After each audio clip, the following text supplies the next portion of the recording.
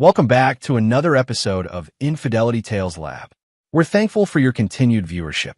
Before we begin, tell us, where in the world are you watching from? We love knowing our global reach. Now, let's dive into today's story. Chapter 1. The Foundation of Steel. Reid Hoffman had built his life like he built everything else, methodically, deliberately, and with an unshakable foundation. At 42, he owned 7 restaurants across the tri-state area, each one a testament to his refusal to accept mediocrity. His hands, scarred from years of kitchen work before success found him, now signed contracts worth millions. But those same hands had once worked 18-hour days to put himself through culinary school while supporting a wife who complained about their one-bedroom apartment. Ashley had been 22 when they married, fresh from college with dreams of becoming an interior designer. Reid was 25, already showing the ruthless determination that would make him wealthy. He loved her with the intensity he applied to everything, completely, without reservation, expecting the same in return. For 15 years, he believed he had it. Their home in Westchester reflected their success. Reid had bought it cash after his third restaurant, Romano's, took off.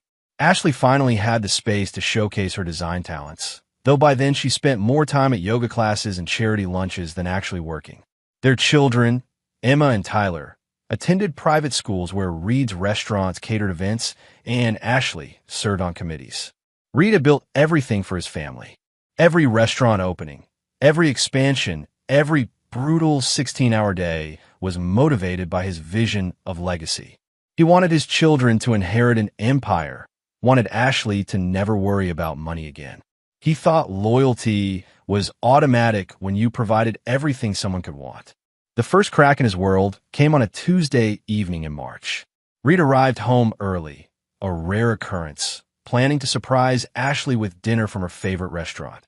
One he didn't own, an oversight he now realized was his mistake. The house felt different, empty, despite Ashley's car in the driveway. He found them in his study. Ashley bent over his mahogany desk, while Blake Morrison, his business partner and supposed best friend, took what Reid had given freely for 15 years. The betrayal was so complete, so theatrical in its crudeness, that Reid stood in the doorway for a full 30 seconds before either of them noticed him. Blake Morrison, the man Reid had saved from bankruptcy 5 years earlier, bringing him in as a partner when his own restaurant chain was failing. The man who had been best man at Reid's wedding, godfather to his children, welcome at every family dinner. Reid had shared his business strategies, his personal struggles, his dreams for the future. He had trusted Blake with everything except the knowledge that some men are incapable of honor. Ashley's scream, when she saw Reid, was genuine terror. Blake's attempt at explanation was pathetic stammering. Reid said nothing. He simply watched, memorizing every detail, every expression of panic and guilt. His mind was already working, calculating, planning. The emotion would come later in private. Right now, he was gathering intelligence. "Reid, I can explain," Ashley began, clutching a silk robe that cost more than most people's rent. "Don't," Reid said quietly. "Pack a bag. Both of you. Be gone in an hour." Blake attempted bravado. "Now wait a minute, Reid. We need to talk about this like adults. The business." Reid's laugh was soft, almost friendly. "The business? Blake, you just destroyed our partnership in the most spectacular way possible. Did you think I'd want to discuss quarterly projections?" That night, alone in his house for the first time in 15 years, Reid didn't drink or rage or break anything. Instead, he sat in his study after having the desk removed and burned and planned. By morning, he had made 17 phone calls and scheduled 6 meetings. Ashley would discover that her credit cards were canceled, her access to their joint accounts frozen. Blake would learn that Reid owned 49% of their partnership, not the 42% Blake believed, thanks to a contract amendment Blake had signed during a particularly drunken celebration 2 years earlier. But those are just opening moves. Reid understood that true revenge required patience, creativity, and an absolute commitment to seeing it through to the end. He had all 3 in abundance. Chapter 2. The Gathering Storm.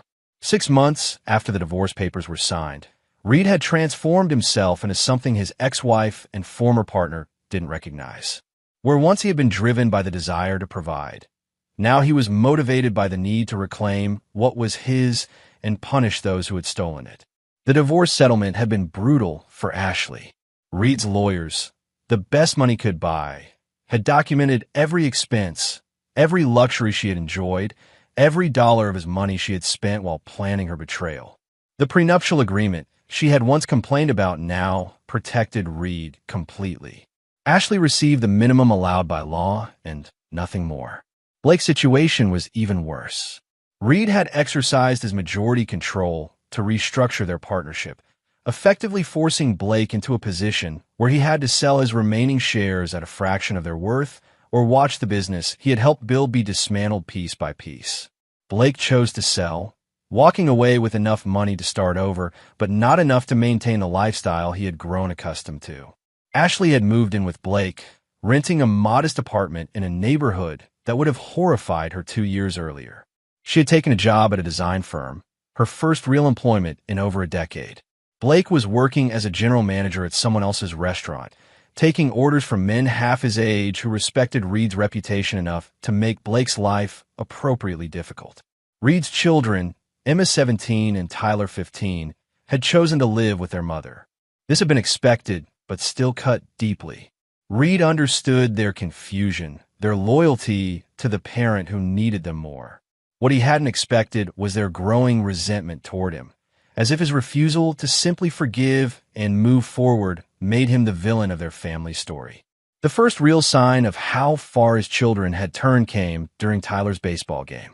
Reed had been attending every game since the divorce, sitting alone in the bleachers while Ashley and Blake sat with the other parents. Tyler had been Reed's star athlete, proud of his father's support.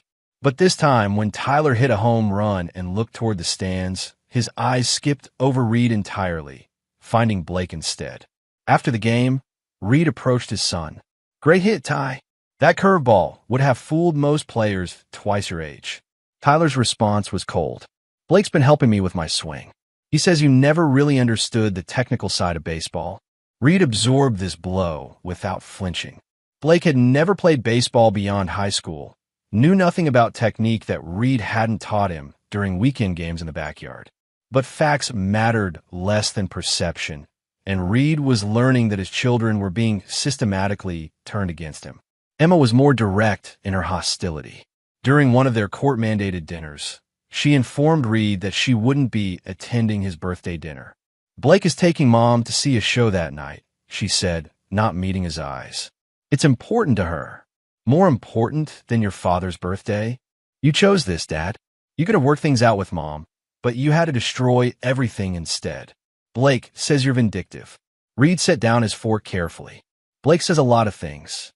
Most of them are lies designed to make himself feel better about betraying the man who saved his career. That's not how Mom tells it. I'm sure it isn't." Reed realized then that Blake and Ashley weren't content with their affair or even with the divorce. They were actively working to poison his children against him, to complete the theft by taking away the only thing Reed valued more than his business. It was a strategic error on their part, because it moved their conflict from the realm of business and personal disappointment into something far more dangerous. Reed began planning his next phase.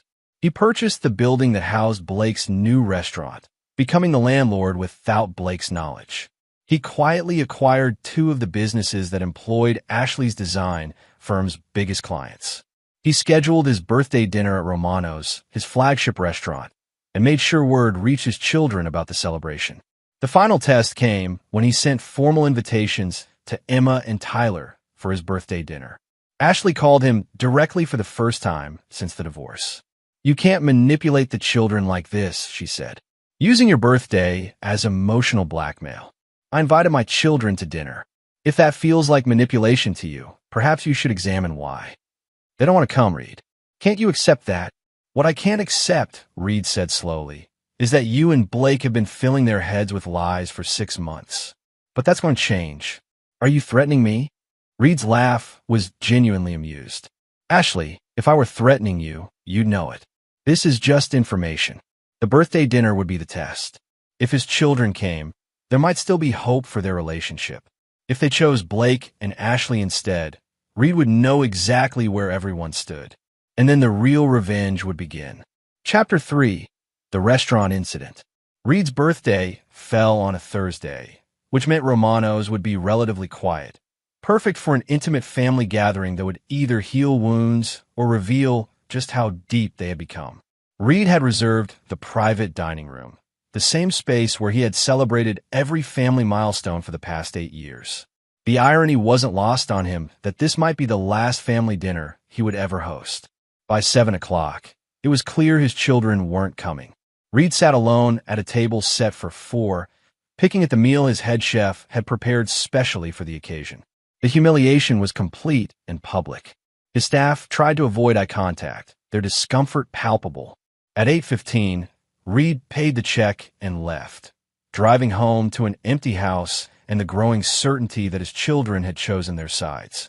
What Reed discovered the next morning changed everything. His assistant, Maria, who had worked for him for 7 years and understood his moods better than anyone, hesitated before giving him his messages. "There's something else, Mr. Hoffman. I thought you should know.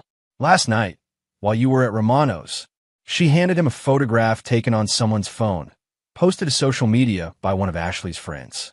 It showed Ashley, Blake, Emma, and Tyler at Il Giardino, the upscale Italian restaurant 6 blocks from Romano's.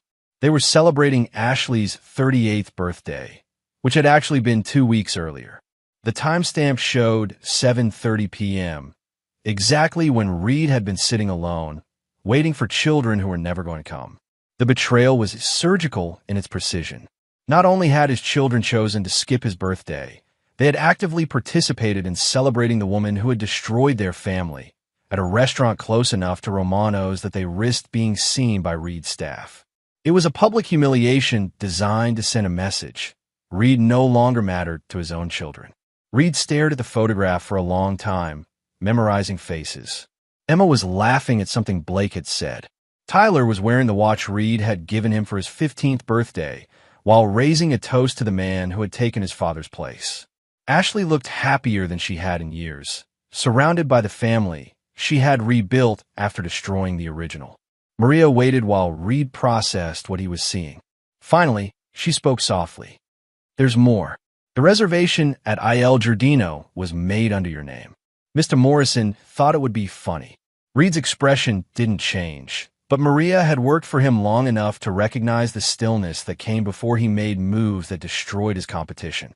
She had seen this same calm the day before he had crushed a rival restaurant chain that had tried to poach his head chef. "Maria, I need you to make some calls. First, give me the ownership information for Il Giardino. Then contact our real estate attorney. I want to know if that building is for sale and what it would take to make it for sale if it isn't. Sir, also call Emma and Tyler. Tell them I'd like to take them to dinner this Saturday at Il Giardino. Make a reservation for 4. Maria made the calls while Reed sat in his office, planning. By noon, he had learned that Il Giardino was owned by the Torino family, successful restaurateurs who had built their reputation on old-school Italian hospitality. They weren't interested in selling, but they were interested in the substantial loan Reed was prepared to offer them, secured by the restaurant property and carrying terms that would become problematic if certain conditions weren't met. The reservation for Saturday was confirmed. Reed sent personal invitations to his children, handwritten notes that simply said, "Please join me for dinner at Il Giardino this Saturday at 7 p.m. I have something important to discuss with you both." "Dad," Emma called him Friday evening. "Dad, we're not comfortable going to dinner. Mom says you're just trying to cause drama." "What I'm trying to do," Reed said carefully, "is have a conversation with my children. But if you're not comfortable, I understand. I'll be there anyway if you change your minds." Saturday evening, Reed arrived at Il Giardino at exactly 7 o'clock. He was shown to a table for 4 in the main dining room, positioned where he could see the entrance. He ordered wine and waited. At 7:30, his children arrived. Reed felt something ease in his chest until he realized Ashley and Blake were with him. They approached the hostess station, and Reed watched his daughter gesture toward his table while speaking in an animated voice. The hostess approached Reed apologetically. "Mr. Hoffman, I'm sorry, but there seems to be some confusion. Your daughter says they weren't expecting to dine with you this evening." Reed nodded slowly. I see. And where would they prefer to sit? They've requested a table in our private dining area, away from the main restaurant. Reed looked across the restaurant at his children. Emma was staring at him with something that looked like pity. Tyler wouldn't meet his eyes at all. Blake had his hand on Tyler's shoulder in a gesture that was clearly meant to be seen from Reed's table. Tell them, Reed said quietly, that's fine, but I'll be staying right here. What happened next will be talked about in restaurant circles for years. Reed pulled out his phone and made a single call. He spoke for less than 30 seconds, then hung up and calmly continued his dinner. 5 minutes later, the maitre d' approached the private dining room where his family was seated. Reed couldn't hear the conversation, but he watched the body language. First confusion, then protest, then anger. The maitre d' returned to Reed's table. Sir, they're asking to speak with you. Tell them I'm having dinner, Reed said. If they'd like to join me, they know where I'm sitting. Another 5 minutes passed. Then Blake approached Reed's table, his face flushed with anger. What the hell did you do, Reed? Reed looked up from his osso buco. I'm sorry, the reservation. They're saying our reservation has been canceled. By the owner. Reed took a sip of wine. That's unfortunate. Perhaps there was a misunderstanding. You did this. Somehow, you got our table canceled because you're having another one of your tantrums. Reed set down his wine glass. When he spoke, his voice was so quiet that Blake had to lean forward to hear him. Blake, let me be very clear about something. This isn't a tantrum. This is a lesson. You stole my wife, turned my children against me, and then used my name to make reservations at restaurants while celebrating my humiliation. Did you think there would be no consequences? You can't just. I could do anything I want, Reed interrupted. I own the note on this building as of this morning. Every table in this restaurant exists at my pleasure. Your reservation was canceled because I don't want you here.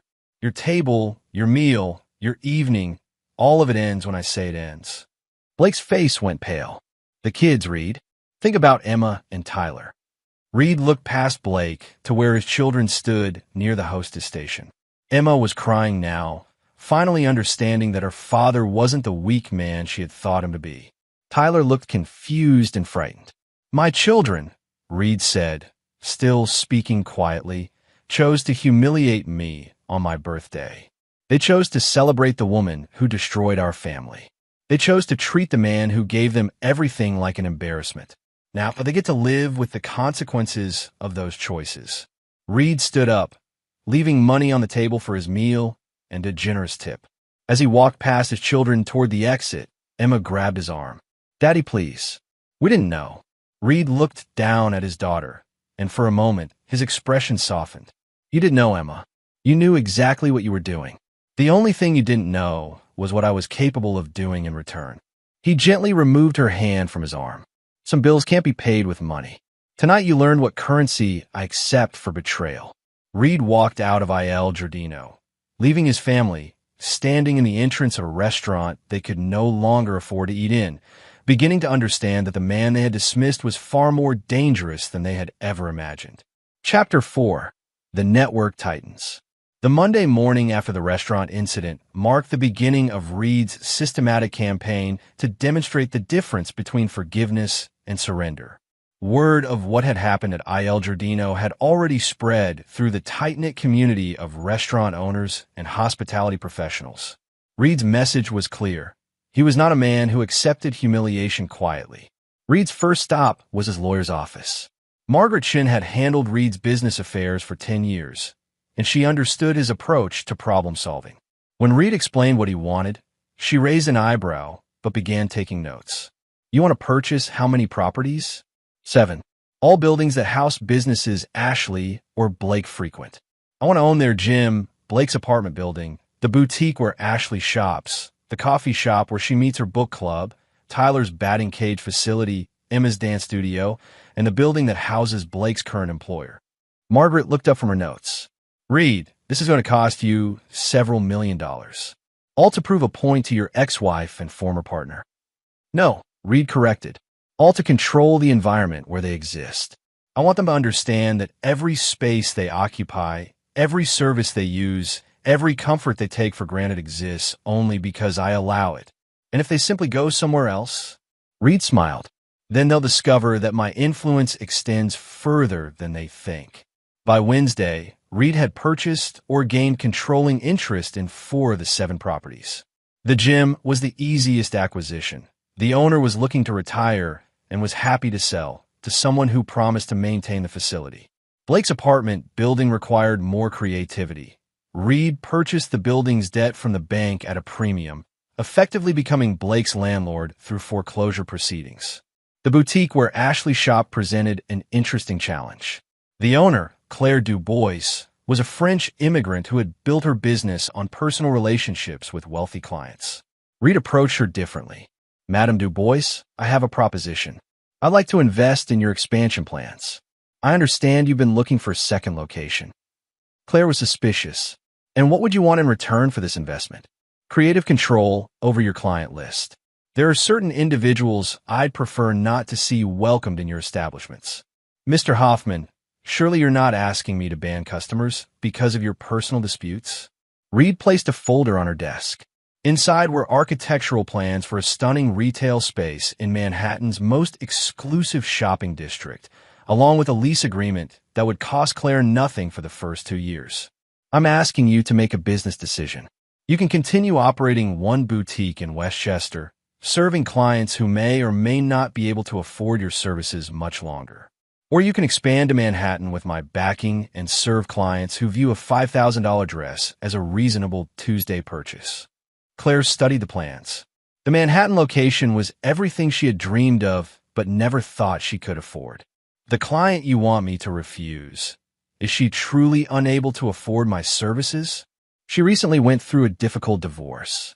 Her income has dropped significantly, and it's likely to drop further. I'm simply suggesting you focus your limited attention on clients with more promising futures." Claire signed the agreement that afternoon. By Friday, Ashley had received a polite but firm letter informing her that the boutique would no longer be accepting her appointments due to restructuring our client services approach. The coffee shop required no purchase at all.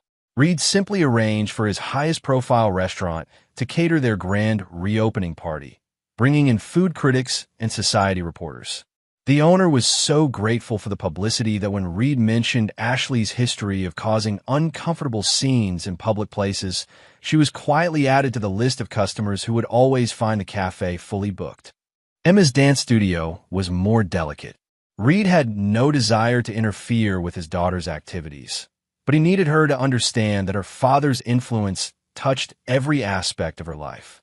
He arranged for the studio to receive a generous donation from his restaurant foundation, enough to upgrade their sound system and expand their recital space. When the studio director called to thank him personally, Reed made one simple request. "I'd appreciate if you could let Emma know that this donation came from her father. Not as a condition of anything, just so she understands that I still care about her interests." The studio director agreed, and that weekend Emma called Reed for the first time since the restaurant incident. "Dad, Mrs. Patterson told me about the donation to the studio. I hope it helps with your training. Why did you do it? After what happened at Il Giardino, I thought you were angry with me." Reed sat in his home office, looking at the family photos he had never removed from his desk. "Emma, I'm disappointed in choices you've made, but I'm not angry with you. You're my daughter. My job is to make sure you have opportunities, whether you appreciate them or not." "I don't understand what's happening, Dad. Mom says you're trying to control us, but Blake says you're just showing off. What do you think?" Emma was quiet for a long moment. "I think you're doing things I didn't know you could do, and it's scary." "Good," Reed said gently. "It should be scary. When people betray someone who loves them, there should be consequences. Otherwise, betrayal becomes too easy. Are you going to forgive us?" Eventually, Reed looked at the photo of Emma's first dance recital when she was 7 years old and still believed her father could fix anything. "Some things can be forgiven, Emma, but trust, once broken, has to be rebuilt from scratch. The people who broke it have to want to rebuild it more than they want to justify why they broke it in the first place. And if we don't want to rebuild it, then you'll discover that having me as an enemy is much more expensive than having me as a father." After Emma hung up, Reed sat in his office planning the next phase of his campaign. Blake's employer, Meridian Restaurant Group, would be receiving an offer to sell their most profitable location by the end of the week. Ashley's design firm would soon lose their three biggest clients to firms Reed had quietly begun investing in. The goal wasn't just to make their lives difficult.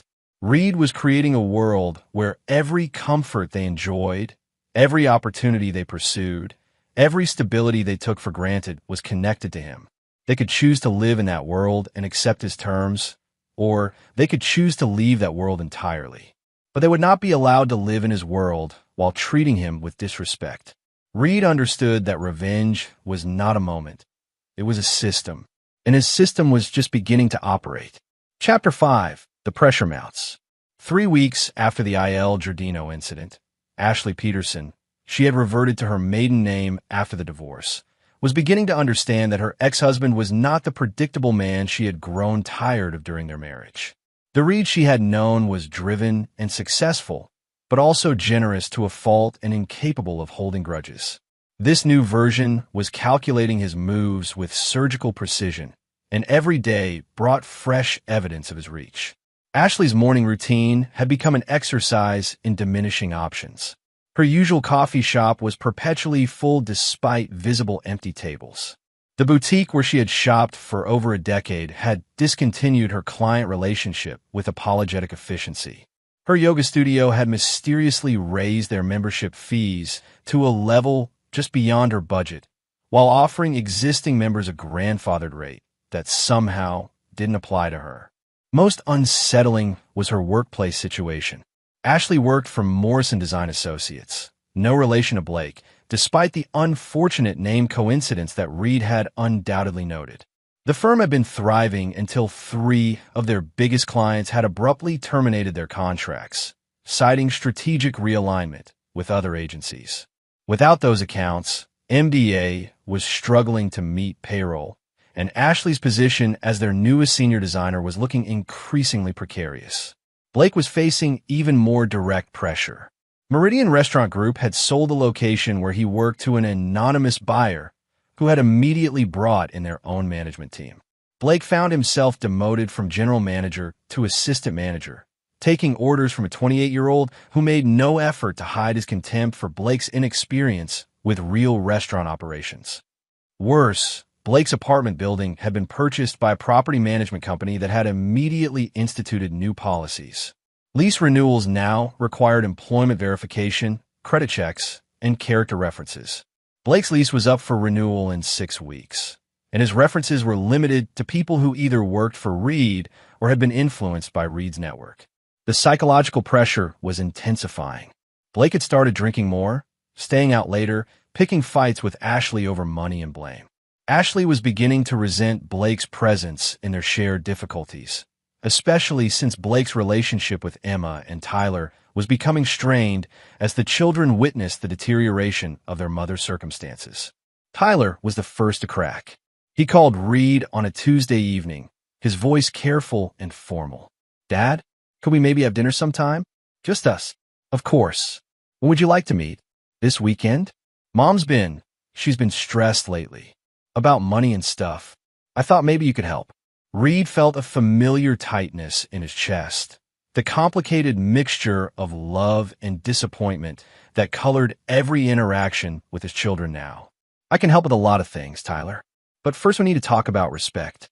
Do you understand what that means?" "I think so. It means treating people according to the value they've brought to your life. It means not humiliating someone who has given you everything simply because it's convenient for other people you want to please." Tyler was quiet for a moment. "Are you talking about my birthday dinner?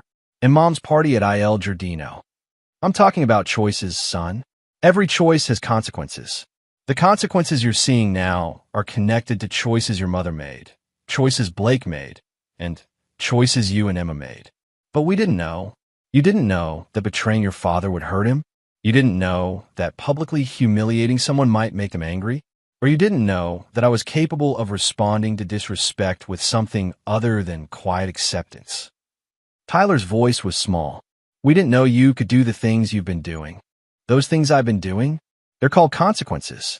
Every comfort your mother enjoyed during our marriage, every opportunity you and Emma have had, every security Blake enjoyed as my partner, All of that existed because I created it. When people take those gifts and use them against me, they discover that I can uncreate them just as easily. So if I'm respectful now, you'll stop? Reed paused. Tyler, this isn't a negotiation. I'm not going to stop because you need something from me. I might consider rebuilding our relationship if you genuinely understand what respect means and demonstrate it consistently over time. But if you're just trying to manipulate me into solving your mother's problems, you're going to be disappointed. I miss you, Dad. The honesty in Tyler's voice hit Reed harder than he had expected. For a moment, he remembered his son at 8 years old, proudly wearing a chef's hat Reed had bought him, standing on a stool in Romano's kitchen while Reed taught him to make pasta sauce. I miss you too, son. More than you know. Could we start over? We could start something new. But starting over implies that the past doesn't matter, and the past always matters. The question is whether we build something better from where we are now. They agreed to meet for dinner the following Saturday, just the two of them. Reed chose a quiet restaurant across town, neutral territory where Tyler wouldn't feel the weight of his father's influence in every detail of the environment. But before that dinner could happen, Reed received a call that changed the trajectory of his campaign entirely. Emma had been arrested. The charge was shoplifting. She had been caught stealing a necklace from a jewelry store in the mall. The item was worth $47, barely a misdemeanor, but Emma had been with Ashley and Blake when it happened. According to the police report, Emma had been acting erratically and had become belligerent when confronted by store security. Reed arrived at the police station to find Ashley in tears and Blake pacing angrily in the waiting area. Emma sat in a holding cell, no longer the confident teenager who had dismissed her father's birthday dinner. She looked young and frightened and utterly lost. She's never done anything like this, Ashley told Reed, her voice breaking. The stress of everything that's been happening, the money problems, watching us struggle. I think she just snapped.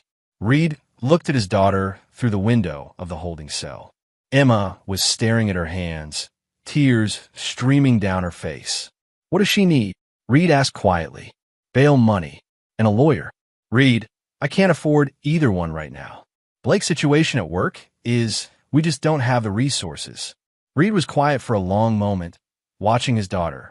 When he spoke, his voice was calm but implacable. I'll take care of it, but there will be conditions. Anything, Ashley said immediately. Whatever you want. Reed turned to face her. You and Blake will end your relationship. Today, he will move out of your apartment and have no further contact with Emma or Tyler. Reed, you can't. I can do whatever I choose to do. Emma is in jail because her life has become unstable. Her life is unstable because you chose to blow up our family and then chose a man who can't provide the security she needs. Blake is a financial liability and an emotional drain on both you and the children.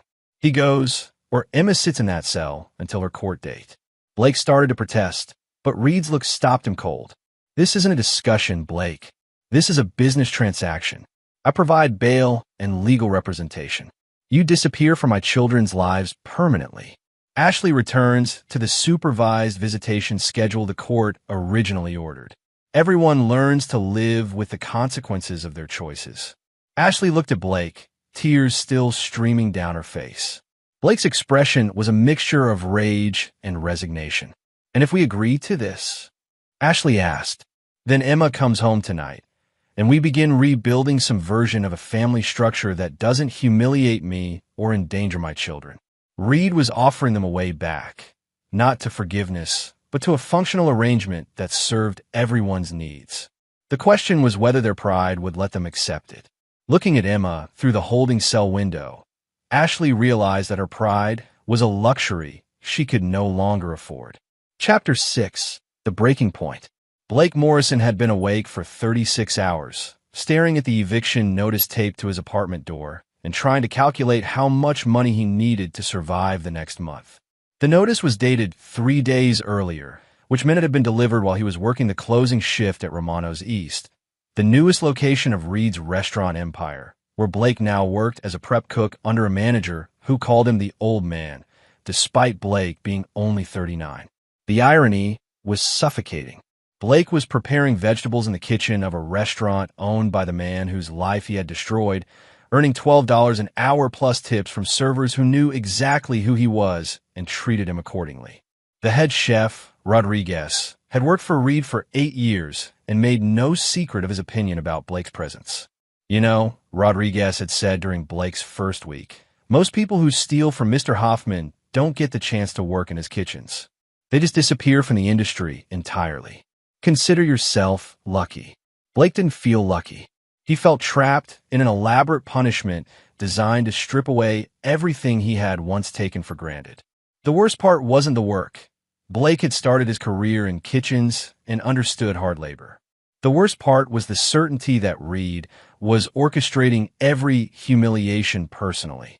The apartment eviction was the final straw. Blake had tried to find other housing, but his credit score had mysteriously plummeted after his partnership with Reed ended. Landlords who initially seemed interested would suddenly discover issues with his application. The few places that would consider him were either too expensive for his current income or located in neighborhoods where he would need to spend more on transportation than he could afford. Blake called Ashley for the 3rd time that morning. She finally answered on the 7th ring. "What do you want, Blake?" Ashley's tone had changed dramatically since Emma's arrest 2 weeks earlier. Reed had kept his word. Emma was home. The charges had been reduced to community service, and the family was functioning again. But the price had been Blake's complete removal from their lives. Ashley had chosen her children over their relationship, and Blake couldn't decide whether to respect her for it or hate her. "I'm being evicted. I need somewhere to stay for a few weeks while I figure this out." "You can't stay here, Blake. You know that." Reed was very clear about the conditions. "So that's it. We spend 2 years together, and the minute things get difficult, you throw me away?" Ashley's laugh was bitter. "You want to talk about throwing people away? We destroyed Reed's life. We humiliated him in front of his children and his business associates. We stole 15 years of marriage and partnership and used it against him. Now you're surprised that there are consequences. You didn't seem to mind the consequences when you thought Reed was just going to quietly accept what we did. That's because I didn't understand who Reed really was. I thought he was weak. I thought his kindness meant he couldn't hurt us. I was wrong about everything." Blake could hear Tyler in the background, asking Ashley something about dinner plans. Normal family, sound from a life Blake was no longer part of. "Ashley, I'm about to be homeless. Doesn't that matter to you at all?" "Of course it matters. But my children matter more." Emma is seeing a therapist now, trying to understand why she thought shoplifting was a solution to stress. Tyler is having dinner with his father every week, trying to rebuild their relationship. "My family is healing, Blake. I'm not going to risk that for anyone." Blake hung up without saying goodbye. He sat in his nearly empty apartment. He had sold most of his furniture to pay rent and tried to figure out what Reed wanted from him. The systematic destruction of Blake's life was too thorough to be mere revenge. Reed was building towards something, and Blake was beginning to suspect that his complete humiliation was just the opening act. Blake's phone rang. The caller ID showed a number he didn't recognize, but when he answered, Reed's voice was unmistakable. "Good morning, Blake.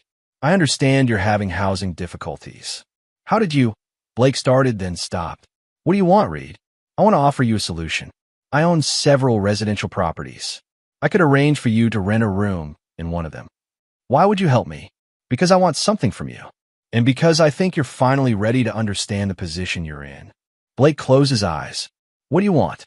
"I want you to disappear. Completely. I want you to leave the state, change your phone number, and never contact Ashley or my children again. In exchange, I'll give you enough money to start over somewhere else. Clean slate. No further harassment from me or my associates." "How much money?" "Enough to rent an apartment, buy a car, and live modestly for 6 months while you find work. Probably around $40,000. Blake was quiet for a long moment. $40,000 was more money than he would make in 2 years at Romano's East, and it represented genuine freedom from Reed's systematic campaign of humiliation. "And if I don't take your offer, then you continue living in the world I've created for you. You work in my kitchen for as long as I allow it. You live wherever you can afford to live, which will be nowhere pleasant. You watch Ashley and my children rebuild their lives while you remain a cautionary tale about the price of betrayal." "This is insane, Reed.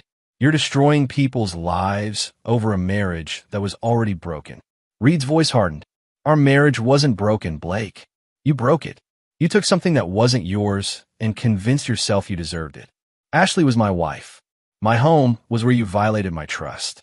My children were who you tried to replace me with. Nothing about this situation is equal. You're the thief. I'm the victim. The only thing insane is that you think you should be able to steal from me without consequences. Blake looked around his empty apartment, considering his options. He could take Reed's money and disappear, starting over in a place where Reed's influence couldn't reach him. Or he could stay and continue enduring the systematic destruction of everything he had once valued about his life. If I take the money and leave, do you promise to stop punishing Ashley and the kids? Ashley and my children are my family. How I handle my family relationships is none of your concern. But they'll be better off without your influence, which benefits everyone involved. Blake realized that Reed was right about one thing. Ashley and the children were better off without him. His presence in their lives had made them targets for Reed's revenge. His attempts to replace Reed as a father figure had only highlighted how much the children missed their real father. His relationship with Ashley had been built on the destruction of something better, and everyone involved was paying the price. $40,000, Blake said finally. And you guarantee that I can start over somewhere else without interference. $40,000, Reed confirmed, plus a non-disclosure agreement that prevents you from ever discussing our business relationship or my family with anyone.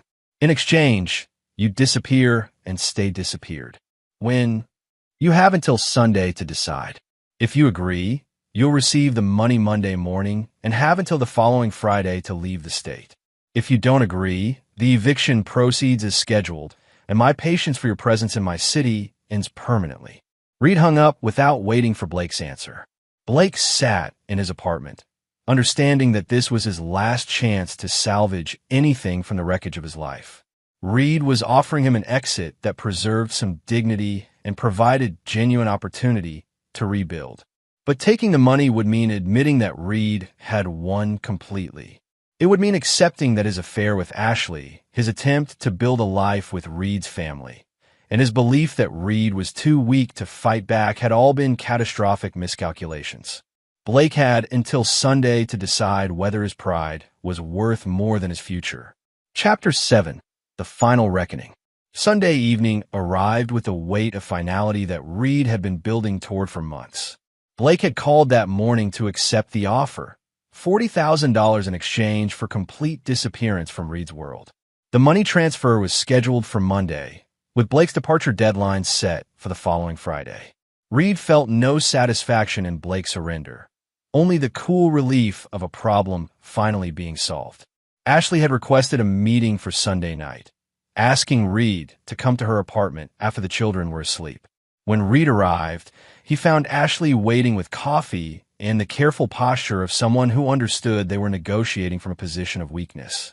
"Blake's leaving," she said without preamble. "He told me about your offer." Reed sat across from her in the modest living room that was such a stark contrast to the home they had once shared. "Good. That's one less complication for everyone involved." "Reed, I need to ask you something. I need you to be honest with me." "I'm always honest with you, Ashley. That was never our problem." Ashley's laugh was hollow. "Our problem was that I stopped being honest with you. About what I wanted, about what I needed, about how I felt about our marriage." Reed waited, understanding that Ashley was building towards something that required careful handling. "If Blake leaves, if I prove that I can prioritize our children's needs over my own wants, is there any chance for us? Not necessarily as husband and wife, but as partners in raising Emma and Tyler." Reed studied Ashley's face, seeing genuine vulnerability for the first time since their divorce. She looked older than her 38 years, worn down by months of financial stress and the psychological pressure of Reed's systematic campaign against her choices. "Partnership requires trust, Ashley. Trust requires accountability. Are you prepared to be accountable for what you've done to our family? I destroyed our marriage. I turned our children against you. I brought a man into our lives who never should have had access to Emma and Tyler. I humiliated you publicly and convinced myself that you deserved it." Ashley's voice was steady, but tears were running down her face. I was selfish and cruel and cowardly. And I'm sorry. Reed felt the familiar tension between his desire to protect his children and his absolute refusal to be vulnerable to Ashley's betrayal again. Apologies are important, but they don't rebuild trust. Trust requires changed behavior over time. Are you willing to accept a relationship where you have limited autonomy and I have final authority over decisions that affect our children? What does that look like? Joint custody returns to the supervised schedule the court originally ordered. You live in a home I provide and can afford, in a neighborhood where Emma and Tyler can maintain stability. You work in a position that provides you with independence, but doesn't give you the resources to make choices that endanger our children's security. Ashley absorbed this carefully. You want me dependent on you. I want you in a position where betraying me would be financially impossible and emotionally costly to Emma and Tyler. I want the power dynamic between us to reflect the reality that I'm the parent who can provide stability and you're the parent who needs that stability provided. And if I agree to this arrangement, our children get their father back. Our children get the father they chose to reject when they thought I was powerless to respond. They'll have to rebuild trust with me, just like you will. But yes, they get the opportunity to have a relationship with me that doesn't involve choosing sides. Ashley was quiet for several minutes, considering the terms Reed was offering. Finally, she spoke.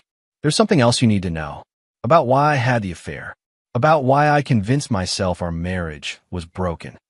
Reed waited, sensing that Ashley was about to provide the explanation he had never received. I was pregnant. 2 years ago. We had talked about having another child, but when it actually happened, I panicked. We were already so busy with the restaurants and Emma's activities and Tyler's sports. I felt like I was disappearing into being just a mother and a businessman's wife. So I terminated the pregnancy without telling you. Reed felt something cold settle in his chest. You killed our child without discussing it with me. I told myself it wasn't a child yet. Just a pregnancy. Just a problem I could solve by myself. Ashley's voice was barely a whisper. But afterward, I felt so guilty, and I felt so distant from you. Every time you touched me, I thought about what I had done. Every time you talked about our family, I felt like a fraud. So you had an affair. I convinced myself that our marriage was already over, that you didn't really love me, just the idea of me. Blake made me feel like someone worth wanting, not just someone whose job was to provide you with a family and a home. Reed stood up, walking to the window that overlooked the parking lot of Ashley's apartment complex. He could see Blake's car in the parking lot, already loaded with the possessions Blake would take with him when he left town on Friday. You killed our child because you were afraid of being ordinary. Then you destroyed our marriage because you felt guilty about killing our child. Then you turned our living children against me because you needed them to validate your choice to destroy our family. Yes, Reed turned back to face Ashley. And now you want me to trust you with our children's welfare. I want you to let me prove that I can be the mother Emma and Tyler deserve, even if I can never be the wife you deserved. Reed considered this for a long time. Ashley had finally provided the complete truth about her betrayal, including the part that made her actions unforgivable. She had made a choice about their family's future without including him, then compounded that choice with increasingly destructive decisions that had hurt everyone involved. But Emma and Tyler needed their mother. Not the mother Ashley had been during their marriage, and not the mother she had been during her relationship with Blake, but some version of Ashley that could provide stability and love without the capacity for further betrayal. Here are my terms, Reed said finally. You move into the house on Maple Street. I own it, and it's in the school district Emma and Tyler need. You work for Morrison Design Associates, but their 3 biggest clients will be companies I have investment relationships with. Your income will be sufficient for independence, but not sufficient for making choices that endanger our children's security. Blake leaves town permanently, and you have no contact with him after Friday. You attend family therapy with Emma and Tyler to address the damage your choices have caused. And you accept that any future relationship you have with a man requires my approval. Ashley stared at him. You want veto power over my dating life. I want assurance that you won't bring another Blake Morrison into my children's lives. The man who shares your bed has access to my son and daughter. I will not allow that access to be granted to someone who hasn't been vetted by the person responsible for their safety. And in exchange, our children get to grow up with both parents available to them. You get to rebuild your relationship with Emma and Tyler. And I get the peace of mind that comes from knowing you can't betray our family again because you don't have the resources or opportunity to do so. Ashley nodded slowly. When do we start? We started months ago. This conversation is just you finally understanding the terms you've been living under. Reed left Ashley's apartment with the satisfaction of having solved the final piece of his revenge puzzle. Blake would disappear. Ashley would accept a subordinate role in their children's lives, and Emma and Tyler would learn that betraying their father came with consequences that reshaped their entire world. But the real lesson wasn't about punishment. The real lesson was about power, who had it, how it was used, and what happened when people mistook kindness for weakness. Reed had been kind to his family for 15 years. He had been generous, forgiving, and accommodating, and his family had used that kindness against him, treating his love as a guarantee that they could hurt him without consequences. Now, they understood the difference between kindness and weakness. Reed was still capable of love, still committed to his children's welfare, still willing to provide for his family's needs. But he would never again be vulnerable to their betrayal. Chapter 8. Lessons in Consequence. 3 months later, Reed stood in the kitchen of Romano's preparing for Emma's 16th birthday dinner. The private dining room was set for 6. Emma, Tyler, Ashley, Reed's parents who had flown in from Arizona, and Reed himself. It was the first family gathering since the divorce that felt genuinely peaceful rather than strategically arranged. Emma had changed significantly since her shoplifting arrest and the upheaval that followed. The entitled teenager who had dismissed her father's birthday dinner had been replaced by a young woman who understood that comfort and security weren't guaranteed. She worked part-time at the dance studio where Reed had made his donation, teaching younger children and earning money that she spent carefully. The experience of watching her mother struggle financially had taught Emma lessons about value that no lecture could have provided. Tyler had rebuilt his relationship with Reed through their weekly dinners, conversations that gradually moved from careful politeness to genuine connection. Tyler was learning to appreciate his father's intelligence and business acumen rather than taking them for granted. The baseball season had ended with Tyler receiving a partial scholarship to a prep school that would position him well for college recruitment, an opportunity that existed because Reed had made strategic calls to coaches he knew through his restaurant connections. Ashley was adapting to her new circumstances with a grace that surprised Reed. The house on Maple Street was comfortable without being luxurious, and Ashley had decorated it with furniture from her boutique days, supplemented by practical pieces that reflected their current budget. She was working steadily at Morrison Design Associates, which was thriving again thanks to the return of clients who appreciated Reed's investment in their success. Ashley's role was clearly defined. She provided creative services to clients Reed's network brought to the firm, earning enough money for independence while remaining dependent on Reed's goodwill for the opportunities that made that independence possible. The family therapy sessions had been brutal but productive. Dr. Sarah Kim was a therapist Reed had chosen specifically for her direct approach to accountability and her refusal to treat all family dysfunction as equally responsible for their problems. Under Dr. Kim's guidance, Emma and Tyler had come to understand that their choice to humiliate their father at Il Giardino hadn't been a minor social mistake. It had been a fundamental betrayal of the person who had provided everything they valued about their lives. Ashley had been forced to confront the full scope of her destructive choices, including the pregnancy termination she had hidden from Reed. Dr. Kim had made it clear that Ashley's affair was not a symptom of marital problems, but a deliberate choice to destroy something that could have been repaired through honest communication. The fantasy that your affair was inevitable or justified, Dr. Kim had told Ashley during one particularly difficult session, is preventing you from taking full responsibility for the damage you caused. You weren't driven to betray your husband by circumstances beyond your control. You chose to betray him because you wanted something you thought you couldn't have within your marriage. But I felt so disconnected from Reed, Ashley had protested. I felt like I didn't matter to him anymore. Did you communicate those feelings to Reed before you decided to have an affair? I tried, but he was always working, always focused on the restaurants. Ashley, Dr. Kim had said patiently, Reed is sitting right here. Ask him directly whether he would have addressed your concerns if you had clearly expressed them. Ashley had turned to Reed, tears streaming down her face. If I had told you I felt disconnected, if I had told you I needed more attention from you, would you have changed your schedule?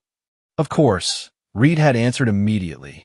Ashley, I was working so much because I thought you wanted the lifestyle that required that level of success. If you had told me you preferred more time together to more money, I would have adjusted everything. That conversation had marked the turning point in their family therapy.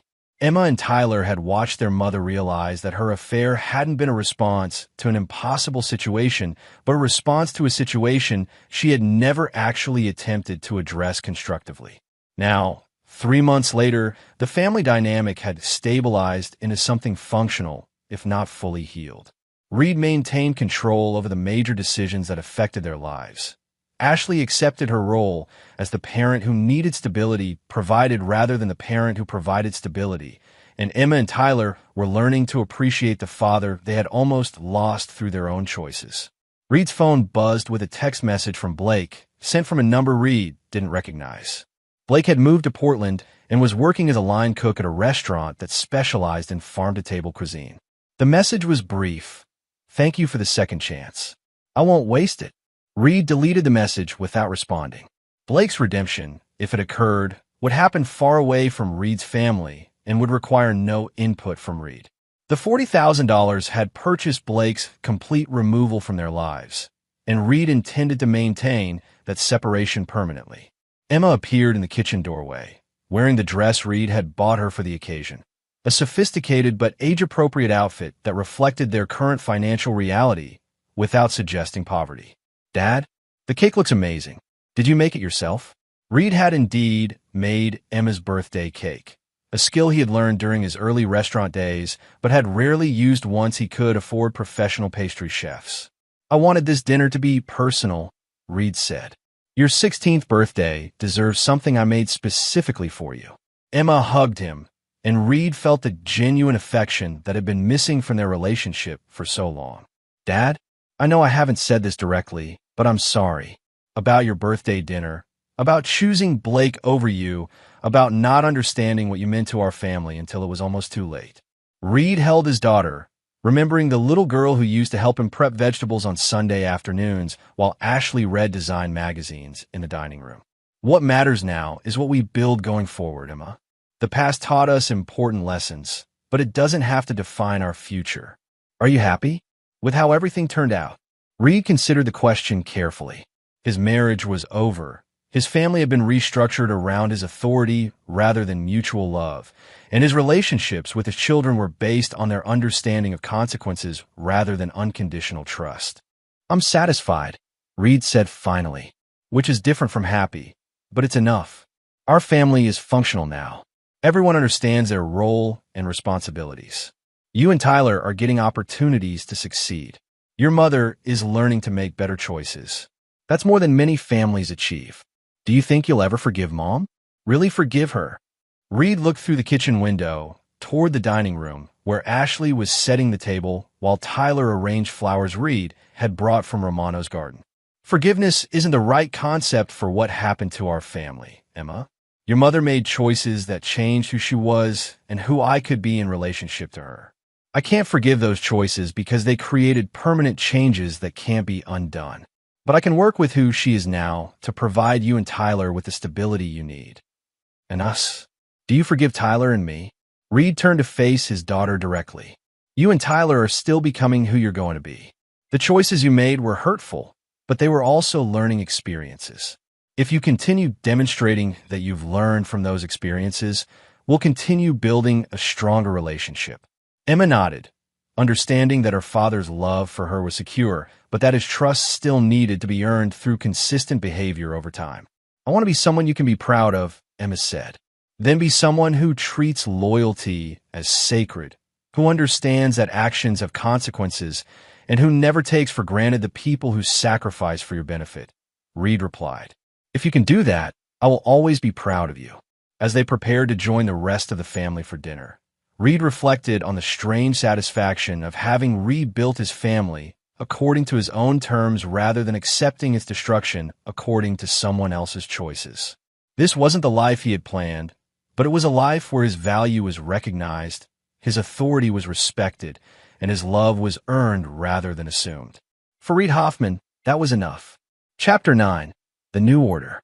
1 year after the Il Giardino incident, Reed stood in the main dining room of his newest restaurant, Hoffman's Legacy, watching Emma and Tyler serve as hosts for the grand opening celebration. Emma, now 17, moved through the crowd with the poise of someone who understood hospitality as both service and power. Tyler, 16 and considerably more mature than his age suggested, was explaining the restaurant's concept to food critics with an intelligence that made Reed proud. Ashley worked the room as well, but in a different capacity.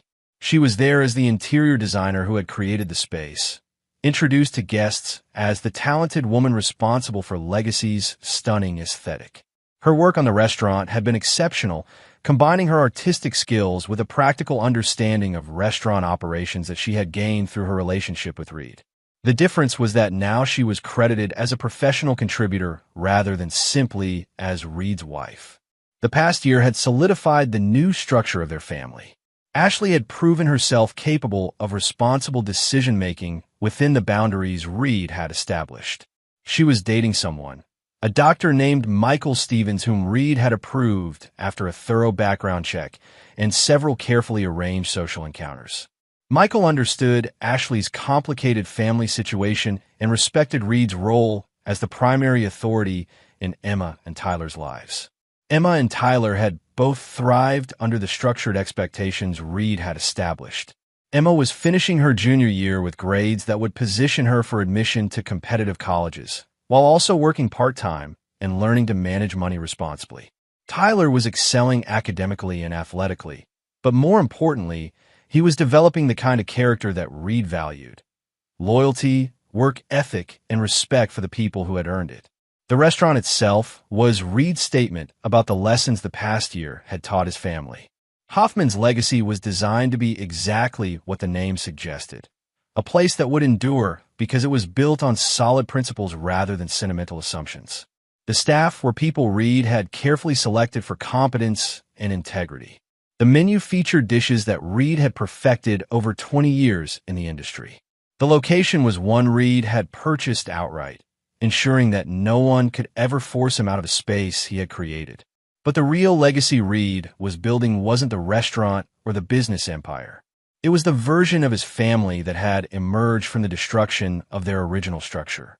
Emma and Tyler were learning to be adults who understood that love and loyalty required demonstration, not just declaration. Ashley was learning to be a partner who contributed value rather than simply consuming it. Reed had learned to be a father and leader who was respected for his strength rather than taken for granted for his generosity. The evening celebration was interrupted by a familiar face Reed hadn't expected to see. Blake Morrison stood at the host station, speaking quietly with Emma. Reed approached them, curious about what Blake could possibly want after a year of silence. "Mr. Morrison," Reed said formally, "this is unexpected." Blake looked older than his 40 years, but healthier than he had been during the final months of his time in Reed City. His clothes were clean and well-fitted, suggesting that he had found some measure of success in Portland. "Reed, I wanted to congratulate you on a new restaurant, and to thank Emma for agreeing to speak with me." Emma looked between the two men, clearly uncomfortable, but handling the situation with more maturity than Reed would have expected from her a year earlier. "Blake wanted to apologize," Emma explained, "to our whole family for the damage he caused." Reed studied Blake's face, looking for signs of manipulation or self-interest. What he saw instead was genuine regret and the kind of humility that usually only came from extended suffering. "I don't need an apology from you, Blake. What happened between us was resolved when you accepted my offer to leave town." "I know," Blake said. "This isn't about what you need.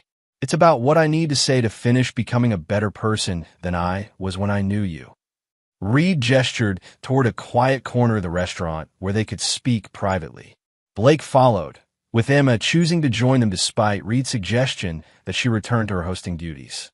"I destroyed something beautiful," Blake said without preamble. "Your marriage to Ashley wasn't perfect, but it was based on genuine love and shared commitment. Your relationship with your children was strong and healthy. Your trust in me as a business partner was earned and justified. I destroyed all of that because I wanted something that wasn't mine to take." Reed waited for Blake to continue, understanding that this confession was more for Blake's benefit than his own. "I've spent the past year working for people who built their businesses the way you built yours, through hard work, integrity, and treating employees fairly. I've learned what I should have learned 20 years ago, that success based on taking things from other people doesn't last, and it doesn't make you happy." "And what do you want from me now?" Reed asked. "Nothing. I want you to know that I understand what I took from you, and I want you to know that I've tried to become someone who would never make those choices again." Emma spoke up. "Blake also wanted me to know that nothing he said about you during the time he was with Mom was true. He said he was trying to justify his own behavior by making you seem like a bad father and husband." Reed looked at his daughter, seeing her process this information with the analytical intelligence she had inherited from him. "Did you need to hear that from him, Emma?" "I already knew it wasn't true, but it was good to hear him admit that he was lying." Reed turned back to Blake. "I appreciate your honesty. I hope you found a life in Portland that brings you satisfaction." "I have. And Reed, your children are extraordinary. Whatever mistakes Ashley made, whatever damage I caused, you raised them to be strong and intelligent and capable of learning from difficult experiences. That's not an accident." Blake left without asking for forgiveness or attempting to restore any relationship with Reed's family. His apology had been complete and unconditional, asking for nothing in return except the opportunity to acknowledge the harm he had caused. After Blake left, Emma and Reed returned to the celebration. The restaurant was full of people who represented Reed's success: business partners, loyal employees, satisfied customers, and industry colleagues who respected his reputation. But the people who mattered most to Reed were Emma and Tyler, who moved through the crowd with confidence and grace, and Ashley, who was explaining her design choices to guests with professional pride. As the evening wound down, Reed's family gathered in the kitchen for a private moment away from the guests.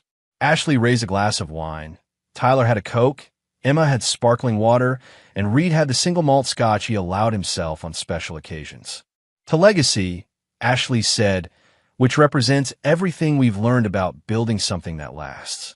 They drank to that toast, and Reed felt the satisfaction of having created exactly what he had intended to create: a family structure that honored his contributions while providing his children with the security and opportunities they deserved. "Dad," Tyler said, "what's next? Another restaurant? Expansion into other cities?" Reed smiled at his son's assumption that success meant constant growth and expansion.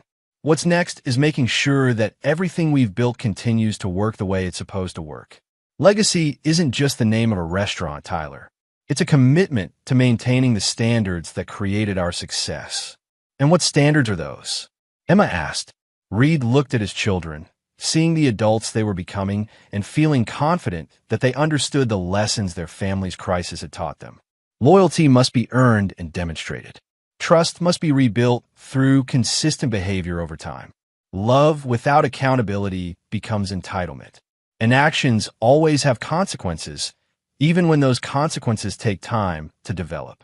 Reed's family had been destroyed by betrayal and rebuilt through the systematic application of consequences. The new version was more honest, more functional, and more sustainable than the original. Everyone understood their role, everyone appreciated what they had been given, and everyone knew what they stood to lose if they violated the trust that held their family together. Reed Hoffman had lost a marriage based on false assumptions about unconditional love and found a family based on accurate assumptions about earned loyalty. He had transformed betrayal into opportunity, weakness into strength, and chaos into order. Most importantly, he had taught his children that some people could be counted on to respond to disrespect with strength rather than surrender. In a world where many young people learned that actions didn't have consequences, Emma and Tyler had learned that consequences were inevitable. They just sometimes took longer to arrive than people expected. Reed's legacy wasn't just the restaurants he had built or the business success he had achieved.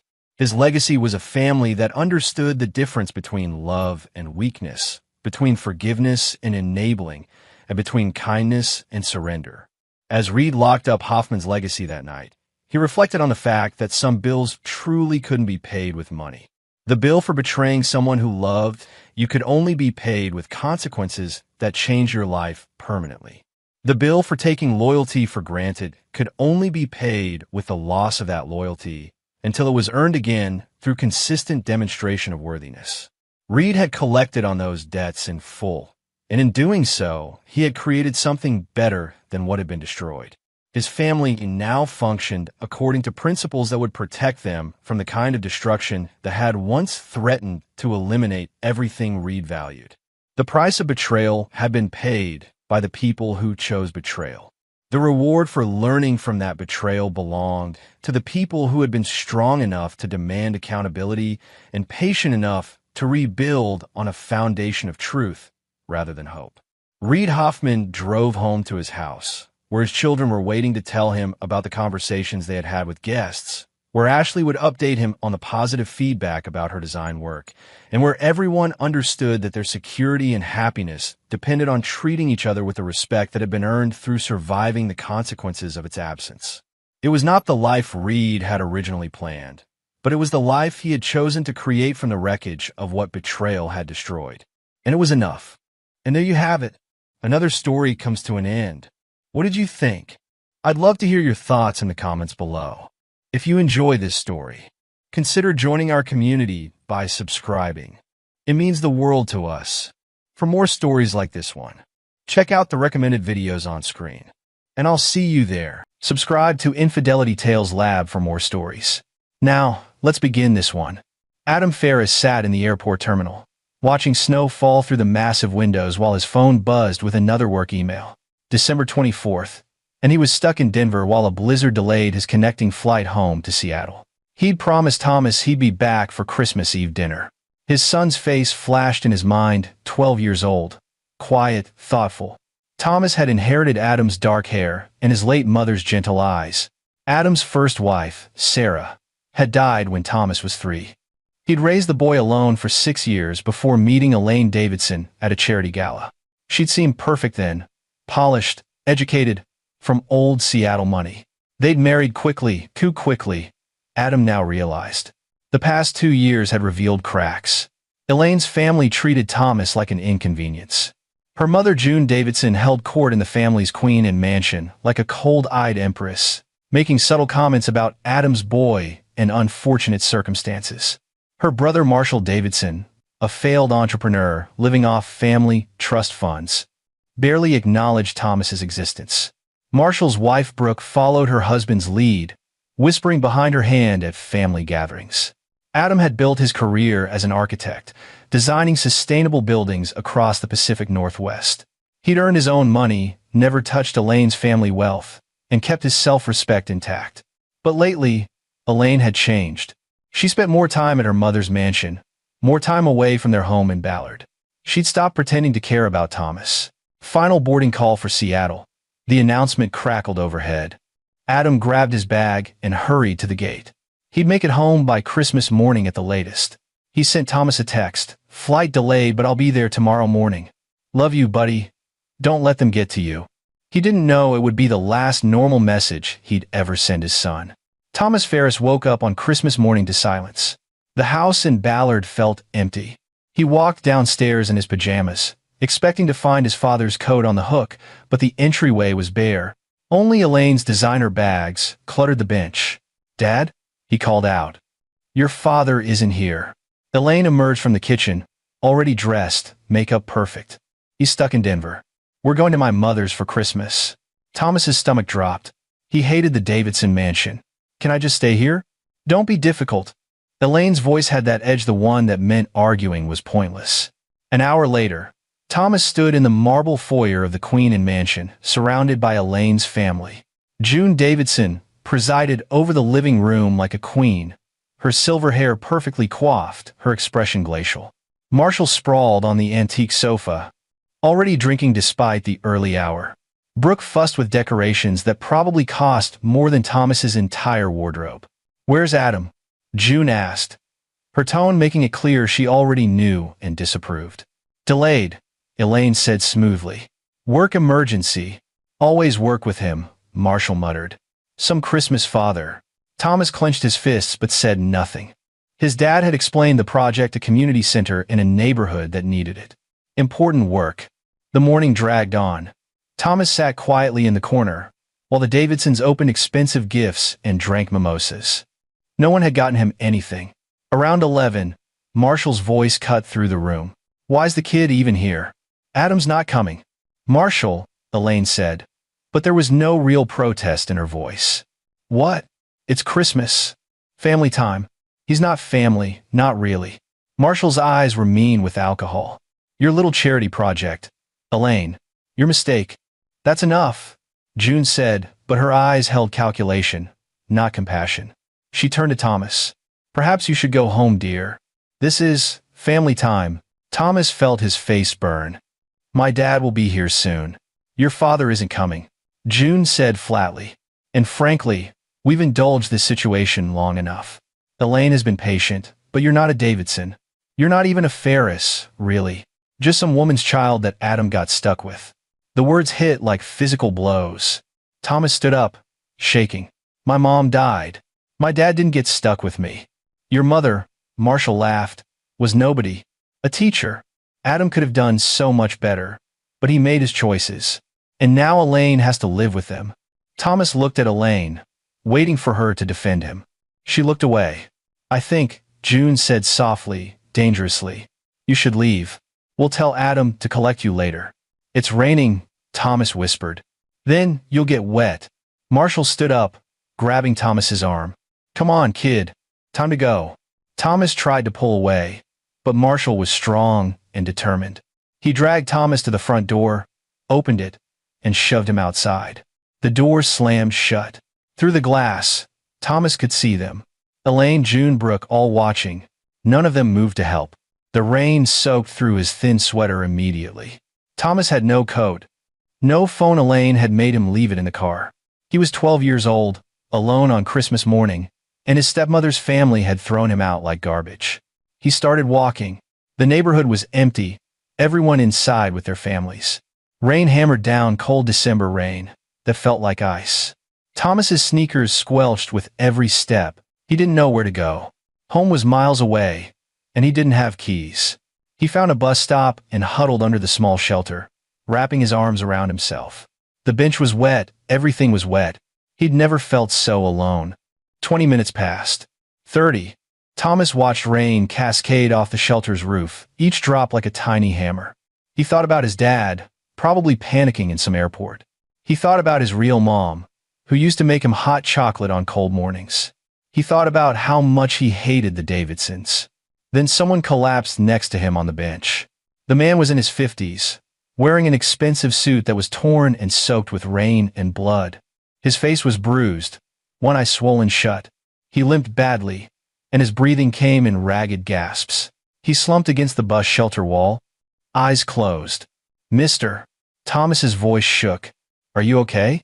The man's good eye opened slowly. He looked at Thomas, really looked, taking in the soaked 12-year-old shivering in the rain. "Been better, son. You?" I'm okay." But Thomas's teeth were chattering. The man struggled out of his suit jacket, wincing with pain. "Here, you need this more than me. But you're hurt. Take it." The man's voice was firm but kind. He draped the jacket over Thomas's shoulders. It was warm from body heat, and though it was too big and blood-stained, it helped. Thomas pulled out his phone. "Wait. No." He didn't have his phone. "I need to call 911 for you." "Don't have a phone either." The man coughed, then smiled weakly. "Got jumped. Took my wallet, my phone, everything." Thomas looked around desperately. The street was empty. No cars, no people. "There's a house back there." "Kid, I'm fine. Just need to rest a minute." The man studied Thomas again. "Why are you out here alone on Christmas? In the rain?" Thomas's throat tightened. He didn't want to cry, but tears mixed with rain on his face. "My stepmom's family, they threw me out." The man's expression changed. Even through the bruising and pain, Something hard and cold entered his eyes. They what? They said I wasn't really family. That my mom was nobody. They pushed me outside and locked the door. Silence. The man stared at Thomas for a long moment, then looked out at the rain. What's your name, son? Thomas Ferris. Thomas. The man nodded slowly. I'm Clifford. Clifford Collins. And Thomas, I want you to remember something. The way people treat you when you have nothing, when you need help that shows who they really are. You helped me. A kid alone in the rain. And you tried to help? That matters. I didn't really do anything. You gave a damn. That's more than most people do. Clifford coughed again, harder this time. Blood flecked his lips. Thomas made a decision. He stood up, jacket slipping off his shoulders. There's a store 2 blocks away. I saw it when I was walking. I'm going to get help. Thomas, wait. But Thomas was already running into the rain. He sprinted down the street, ignoring the cold, ignoring everything except the need to help someone who'd been kind to him. The corner store was open, thank God. He burst through the door, startling the clerk. Please. There's a man hurt at the bus stop. He needs an ambulance. The clerk grabbed his phone immediately. Where? 2 blocks south. He's bleeding. He got jumped. The clerk called 911, while Thomas stood there, dripping on the floor, shaking with cold and adrenaline. Within minutes, sirens wailed in the distance. Thomas ran back to the bus stop with the clerk following. Clifford was still there, still breathing. When he saw Thomas, something like surprise crossed his face. You came back. The ambulance is coming. You're a good kid. Thomas Ferris. Clifford reached into his torn pants pocket and pulled out a business card, somehow still intact. When your father gets back, you give him this. Tell him Clifford Collins owes the Ferris family a debt. I don't understand. You will. The ambulance arrived, paramedics rushing out. But before they could load Clifford onto the stretcher, another sound filled the air. Engines. Heavy engines. Multiple vehicles approaching fast. Thomas watched in shock as black Escalade SUVs poured onto the street from both directions. He counted them 10, 15, 20, 23 in total. They surrounded the bus stop in perfect formation, blocking every exit. Men in dark suits emerged, moving with military precision. A tall woman in a black coat walked straight to Clifford, her face tight with concern. Sir, we've been searching everywhere. Clifford held up a hand, silencing her. He looked at Thomas, then at the paramedics, then at the assembled vehicles and personnel. When he spoke, his voice was stronger, commanding despite his injuries. This boy saved my life. His name is Thomas Ferris. He gave me his jacket, called for help, refused to leave me alone. Remember that name? The woman nodded sharply. Yes, sir. Clifford locked eyes with Thomas. Where's this family that threw you out? The ones who said your mother was nobody? Thomas's voice came out small. The Davidson Mansion. Queen Anne Hill. Something dangerous flickered across Clifford's battered face. The Davidsons. I know them. He turned to the woman. Send a car to take Thomas home. Make sure he's safe, warm, and has everything he needs. And someone find his father. Wait, Thomas said. Who are you? Clifford Collins smiled a cold, predatory smile that didn't match the kind man who'd shared a bus stop with a lonely kid. Let's just say I'm someone who notices when people show their true colors. You'll understand soon, Thomas. Your father will understand. And the Davidsons? His smile widened. They're going to understand most of all. Adam Ferris burst through the front door of his Ballard home at 6 a.m. on Christmas morning. His connecting flight had finally taken off at midnight, landing him in Seattle at 5 a.m. He grabbed his bag and run. Thomas! Buddy, I'm home. Silence. His heart started pounding. He checked Thomas's room empty, bed made. The bathroom, the kitchen, the living room, no sign of his son. Elaine's car was gone. Maybe they'd gone to pick up breakfast. But Thomas's phone was on the kitchen counter, still charging. Adam called Elaine. It rang 4 times before she answered, her voice sleepy and annoyed. What? Where's Thomas? A pause. At your house? I assume. I left him there. He's not here, Elaine. Where is he? We were at my mother's yesterday. For Christmas. He must have gone home. Yesterday? Christmas was today. And he's 12. You left him alone? Adam? I'm sure he's fine. He probably went to a friend's house. He doesn't have his phone. Adam's voice rose. Where did you last see him? Another pause, longer this time. My mother's house. He left around noon. He left? You let a 12-year-old leave alone in the rain? He wanted to go. Bullshit! Adam rarely yelled. The force of it made Elaine gasp on the other end. What happened, Elaine? Tell me right now what happened to my son. I need to call you back. She hung up. Adam stared at his phone in disbelief. His hand shook as he called the police. Missing child. Christmas morning. Last seen Queen and Hill. He gave descriptions, details, everything. Then he got in his car and drove toward the Davidson mansion, breaking every speed limit. His phone rang. Unknown number. Hello? Mr. Ferris? This is Sandra Chin from Seattle General Hospital. Your son Thomas is here. He's safe. Adam's vision blurred. Is he hurt? No, sir. He's fine, cold and a bit shaken, but unharmed. He was brought in with another patient. There's someone here who'd like to speak with you. Mr. Collins? A new voice came on the line. Older. Male. With authority that commanded attention. Mr. Ferris, my name is Clifford Collins. Your son saved my life yesterday. I don't understand. Come to Seattle General. 4th floor, VIP wing. We have much to discuss about your son, your wife's family, and what happens next. Oh, and Mr. Ferris, you might want to bring a lawyer. Not for you, for them. The line went dead. Adam drove to the hospital in a daze. VIP wing? Who was this Collins? None of it made sense. But Thomas was safe. That was all that mattered. The 4th floor of Seattle General was unlike anything Adam had seen in a hospital. Private rooms, actual artwork on the walls, thick carpets. Security guards stood at attention. A woman in a black suit approached immediately. Mr. Ferris? This way, please. She led him to a large private room. Thomas sat on a couch, wrapped in blankets, holding a cup of hot chocolate. When he saw Adam, he started crying. Adam crossed the room in 3 strides and pulled his son into his arms. I'm so sorry. I'm so sorry I wasn't here. It wasn't your fault, Dad. Thomas's voice was muffled against Adam's shoulder. They threw me out. Elaine's family. They said Mom was nobody and I wasn't really part of their family, and they pushed me outside in the rain and locked the door. White-hot rage flooded through Adam. He held Thomas tighter, trying to control the fury that threatened to overwhelm him. Tell me everything.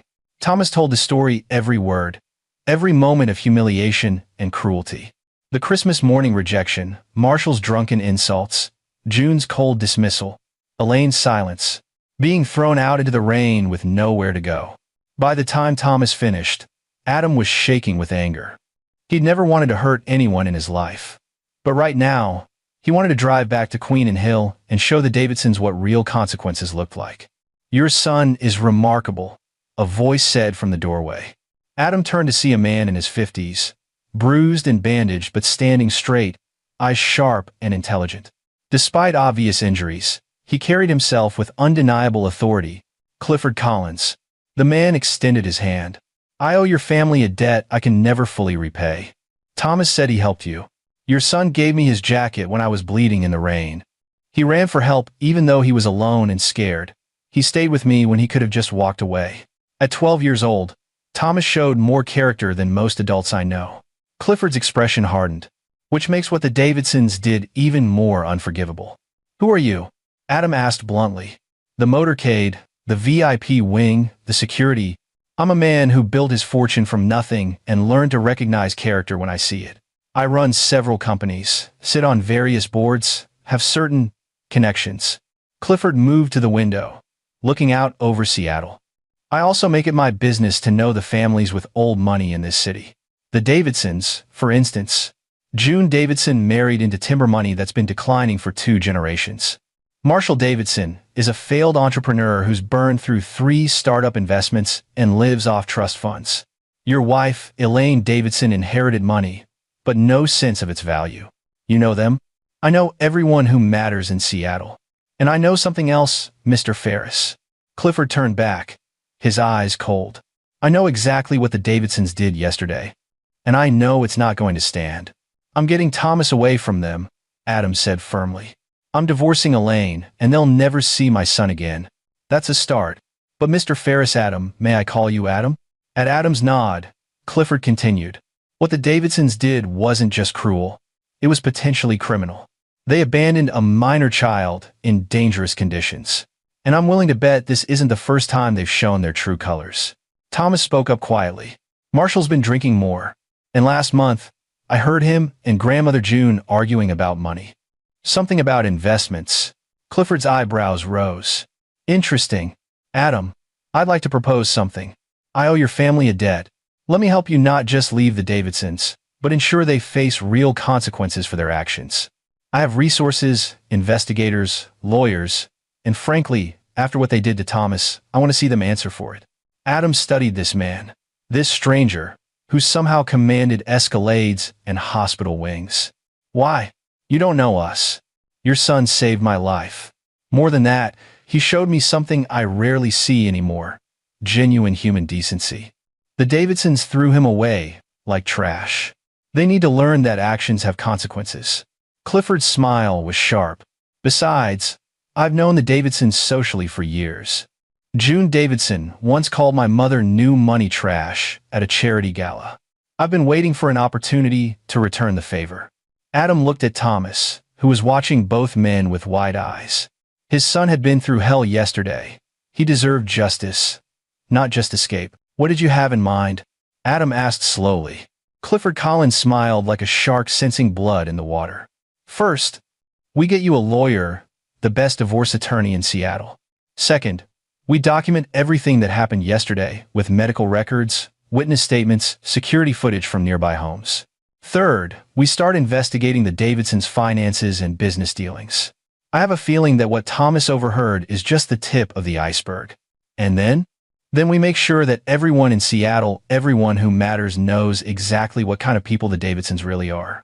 Old money or not, this city doesn't tolerate child abuse. And I'll make damn sure they face every legal and social consequence available. Adam felt something shift in his chest. For 2 years, he tried to make peace with Elaine's family, swallowed their insults, protected Thomas as best he could while maintaining some semblance of family unity. But they crossed a line that couldn't be uncrossed. I want them to pay, Adam said quietly. Not just legally. I want them to understand what they did. They will, Clifford promised. They threw away something precious, and I'm going to make sure they regret it for the rest of their lives. But Adam, I need to know, are you prepared for this to get ugly? The Davidsons won't go down quietly. Adam thought about Thomas shivering at a bus stop, alone and rejected on Christmas morning. I've been playing nice for 2 years. I'm done with nice. Good. Clifford pulled out his phone. I'm making some calls. By this afternoon, you'll have legal counsel. By tomorrow, we'll have a complete financial analysis of the Davidson family holdings. And by New Year's Eve, we'll have enough leverage to make them wish they'd never met Thomas Ferris. Thomas looked up at his father. Dad, what about Elaine? Adam's jaw tightened. Your stepmother stood by and watched them throw you out. She chose them over you. That marriage is over, buddy. I'm sorry. Don't be. Thomas's voice was small but firm. I'm not. Clifford watched the exchange with approval. Smart kid. He gets it from you, Adam. Now, let's talk strategy. The Davidsons think they're untouchable because of their name and their money. We're going to teach them that character matters more than either. And by the time we're done, the name Davidson will be synonymous with everything this city despises. Adam looked at his son, wrapped in blankets, holding hot chocolate, exhausted but alive. Then he looked at Clifford Collins, this mysterious benefactor who'd appeared like an avenging angel. Let's do it, Adam said. Let's make them pay. Outside the window, Seattle stretched out below them, the city waking up to the day after Christmas. Somewhere in Queen and Hill, the Davidsons were probably opening expensive gifts and drinking expensive champagne, oblivious to the storm that was about to destroy their carefully constructed world. They'd thrown away a child in the rain. Now, they were going to learn what it felt like to have everything stripped away. And Adam Ferris, the quiet architect who'd spent 2 years trying to keep the peace, was going to make absolutely certain they never forgot the lesson. The next morning, Adam sat in a conference room at one of Seattle's most prestigious law firms. Across from him sat Lauren Warner, a A divorce attorney with a reputation for destroying opposition witnesses and a win record that made even veteran lawyers nervous. Clifford had called her personally. "Mr. Ferris," Lauren said, her voice crisp and professional. "What your wife's family did constitutes child endangerment under Washington state law. We can pursue both criminal charges and use it as leverage in divorce proceedings. But I need to know everything. No surprises." Adam walked her through his marriage to Elaine, how they'd met, the whirlwind courtship, the gradual shift in her behavior after the wedding. How her family had always treated Thomas as an outsider. The subtle digs, the exclusions from family events, the way they referred to him as Adam's boy rather than by name. "I should have left earlier," Adam admitted. "I kept thinking things would get better. That if I just gave them time, they'd see what a great kid Thomas is." "Abusive family systems don't get better without intervention," Lauren said, matter-of-factly. "They escalate. What happened on Christmas was an escalation. The question is whether it's the first escalation or just the first one you witnessed." Adam's stomach dropped. "You think they've hurt Thomas before?" "I think we need to investigate that possibility. With your permission, I'd like to have a child psychologist speak with Thomas, not to traumatize him, but to make sure we have a complete picture." Adam nodded slowly. "Do it. I want to know everything." Lauren made a note. "Now, let's talk about assets. What's marital property and what's yours?" "The house in Ballard is mine. I bought it before we married. My architecture firm is mine. Elaine has a trust fund that generates about $200,000 annually. Her family's primary wealth is tied up in Davidson Timber Holdings, but that's heavily mortgaged according to what I could see of their financial statements." "Mortgaged? Old timber money shouldn't need mortgages." "That's what I thought. Marshall made some comment last year about temporary cash flow issues." Lauren's eyes sharpened. "Interesting. Mr. Collins mentioned he had investigators looking into the Davidson finances. We'll coordinate with them." She pulled out another document. "I'm filing for emergency custody today, citing child endangerment. We'll get a restraining order against all three: June, Marshall, and Elaine, barring them from contact with Thomas. Then we file for divorce with full custody and a request that Elaine's visitation be supervised if granted at all." "She'll fight it. Let her. We have hospital records of you bringing Thomas in after he'd been exposed to freezing rain for over an hour. We have statements from emergency responders. And if Mr. Collins is willing to testify about finding Thomas alone at a bus stop on Christmas morning." Lauren smiled coldly. "Elaine Davidson will be lucky if she doesn't face criminal charges." Adam felt a grim satisfaction. "What about the family? That's where things get interesting. Child endangerment charges could be filed against June and Marshall Davidson. They physically removed Thomas from their home in dangerous weather conditions. That's actionable." Lauren leaned forward. "But here's what I'm thinking, Mr. Ferris. Criminal charges are good, but they're not the death blow for people like the Davidsons. Social destruction is. These people live on reputation, on being part of Seattle's old guard. If we expose what they did publicly, they become pariahs," Adam finished. "But how do we do that without putting Thomas through hell?" "Carefully, and with the right allies." Lauren glanced at her phone. "Mr. Collins should be arriving any moment. He has information." As if on cue, the conference room door opened. Clifford Collins walked in, moving better than yesterday, but still favoring his left side. Behind him came a younger man carrying a thick folder. "Adam, Miss Warner." Clifford took a seat. "This is Omar Barrett, my head of corporate security and investigations." "Tell them what you found, Omar."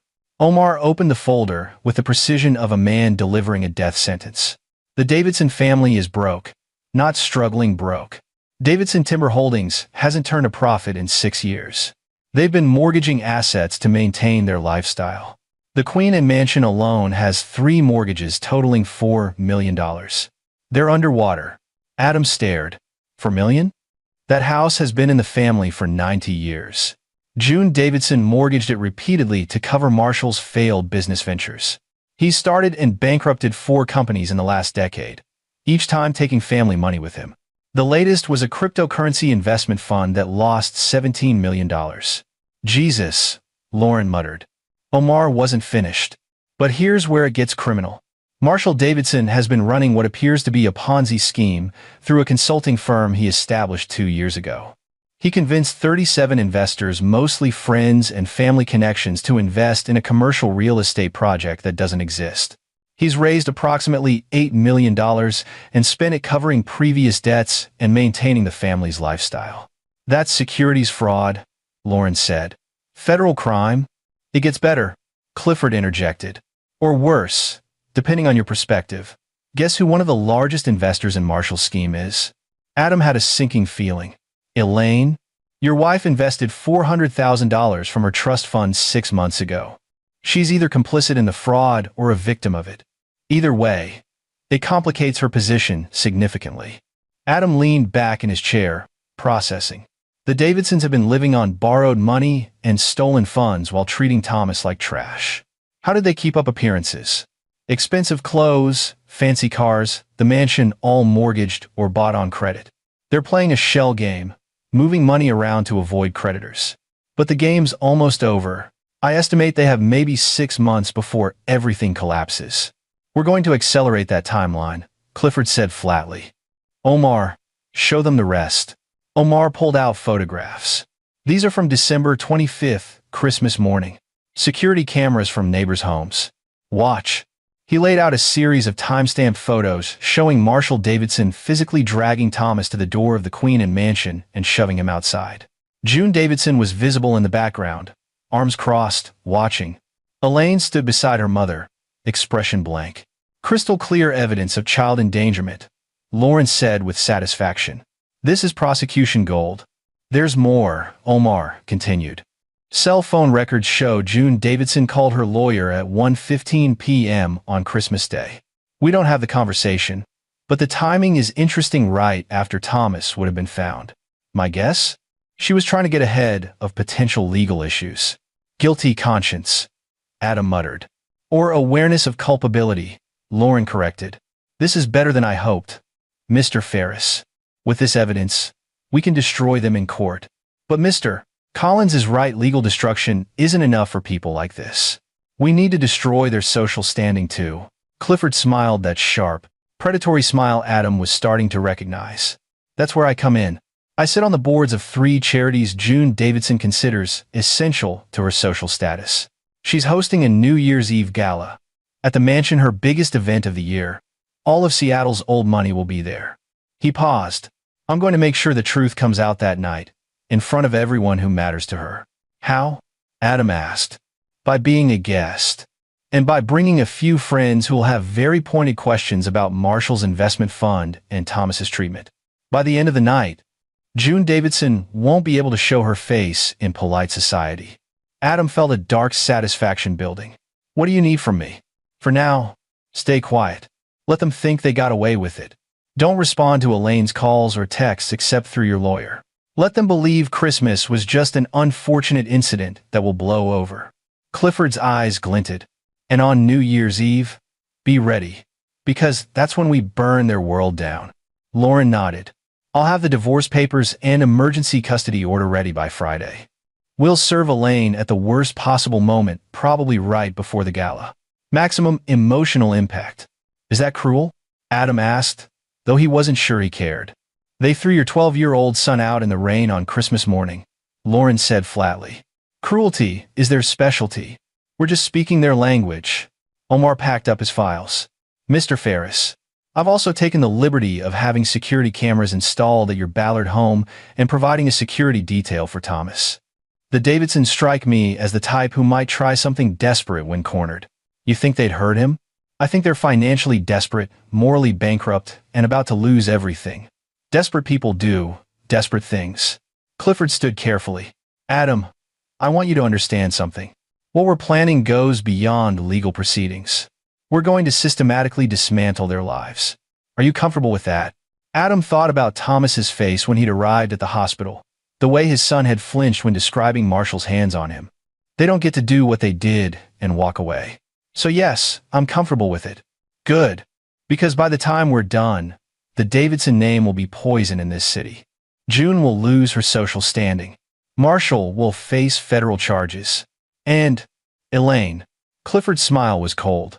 Elaine will have to live with the knowledge that she could have stopped it all by being a decent human being to a child. Lauren gathered her papers. Gentlemen, I think we have a plan. Mr. Ferris, go home to your son. Spend time with him. Let us handle the weapons. Adam left the law office feeling something he hadn't felt in years, powerful. For so long, he'd been the architect who kept his head down, who tried to make peace, who swallowed insults for the sake of harmony. But the Davidsons had miscalculated. They'd hurt his son, and now they were going to learn that Adam Ferris might be quiet, but he wasn't weak. He drove home to find Thomas doing homework at the kitchen table, Omar's security team discreetly positioned outside. His son looked up, face cautiously hopeful. How did it go, Dad? Adam sat down across from him. We're going to win, buddy. Not just win, we're going to make sure they can never hurt anyone else the way they hurt you. Thomas was quiet for a moment. Will Elaine go to jail? I don't know. Maybe. Does that bother you? No. Thomas's voice was firm. She stood there and watched them throw me out. She didn't say anything. She didn't stop them. She's just as bad as they are. Adam's heart broke and swelled with pride simultaneously. His son was growing up fast, learning hard lessons about character and consequence. I'm sorry you had to learn this so young. Mom would have wanted me to be strong, Thomas said quietly. To not let them break me. Your mom would be so proud of you. And so am I. Adam reached across and squeezed Thomas's hand. This next week is going to be hard. There will be lawyers and maybe police interviews and a lot of adult stuff you shouldn't have to deal with. But I promise you, we're going to make it through. And when it's over, it's just going to be us. No more Davidsons. Just the Ferrises. Thomas smiled, the first real smile Adam had seen since returning from Denver. Just us. I like that. That evening, Adam's phone buzzed with texts from Elaine. He ignored them as Lauren had instructed. Let her stew. Let her wonder. Let the uncertainty eat at her. Tomorrow, the legal machine would start grinding. But tonight, Adam sat with his son and watched old movies, ate pizza, and pretended the world outside didn't exist. Because in 7 days, that world was going to explode. And the Davidsons had no idea the storm that was coming. New Year's Eve arrived with cold Seattle rain and the promise of endings. Adam Ferris stood in his bedroom, adjusting his tie and staring at his reflection. He'd been served divorce papers that morning. He'd had Lauren do it to make things look normal, like Elaine had made the first move. The Davidsons needed to believe they were in control. Thomas appeared in the doorway, wearing the new suit Clifford had insisted on buying him. Do I really have to go to this? You don't, Adam assured him. But Clifford thinks it would be powerful for people to see you, to put a face to what the Davidsons did. It's your choice, buddy. Thomas squared his shoulders. I want to go. I want him to see me. Pride surged through Adam. Then let's go show them what a real Ferris looks like. The Queen Inn mansion blazed with lights, expensive cars lining the circular driveway. Adam and Thomas arrived with Clifford in one of the black Escalades, part of a convoy that turned heads. Omar's security team had been explicit. Stick together. Don't engage with the Davidsons unless absolutely necessary, and wait for the signal. June Davidson stood at the entrance in a glittering silver gown, playing hostess. Her smile froze when she saw Thomas. What are you doing here? She hissed quietly, too aware of other guests to make a scene. I was invited, Clifford said smoothly, stepping forward. Mrs. Davidson, thank you for hosting such a lovely event. I brought guests. I hope that's not a problem. June's eyes darted between them, calculation warring with panic. Of course not, though I'm surprised to see. Certain people who save lives. Clifford's voice carried just enough edge to make nearby guests glance over. Thomas here is quite the hero. Did you know he saved my life on Christmas morning? Murmurs rippled through the crowd. Adam saw June's face pale beneath her makeup. She'd been banking on Christmas, staying secret, on everyone assuming it was just a family matter. But now Clifford Collins, the Clifford Collins, whose name appeared on hospital wings and business towers, was publicly connecting himself to Thomas. How wonderful, June managed weakly. Please, come in. They entered the mansion.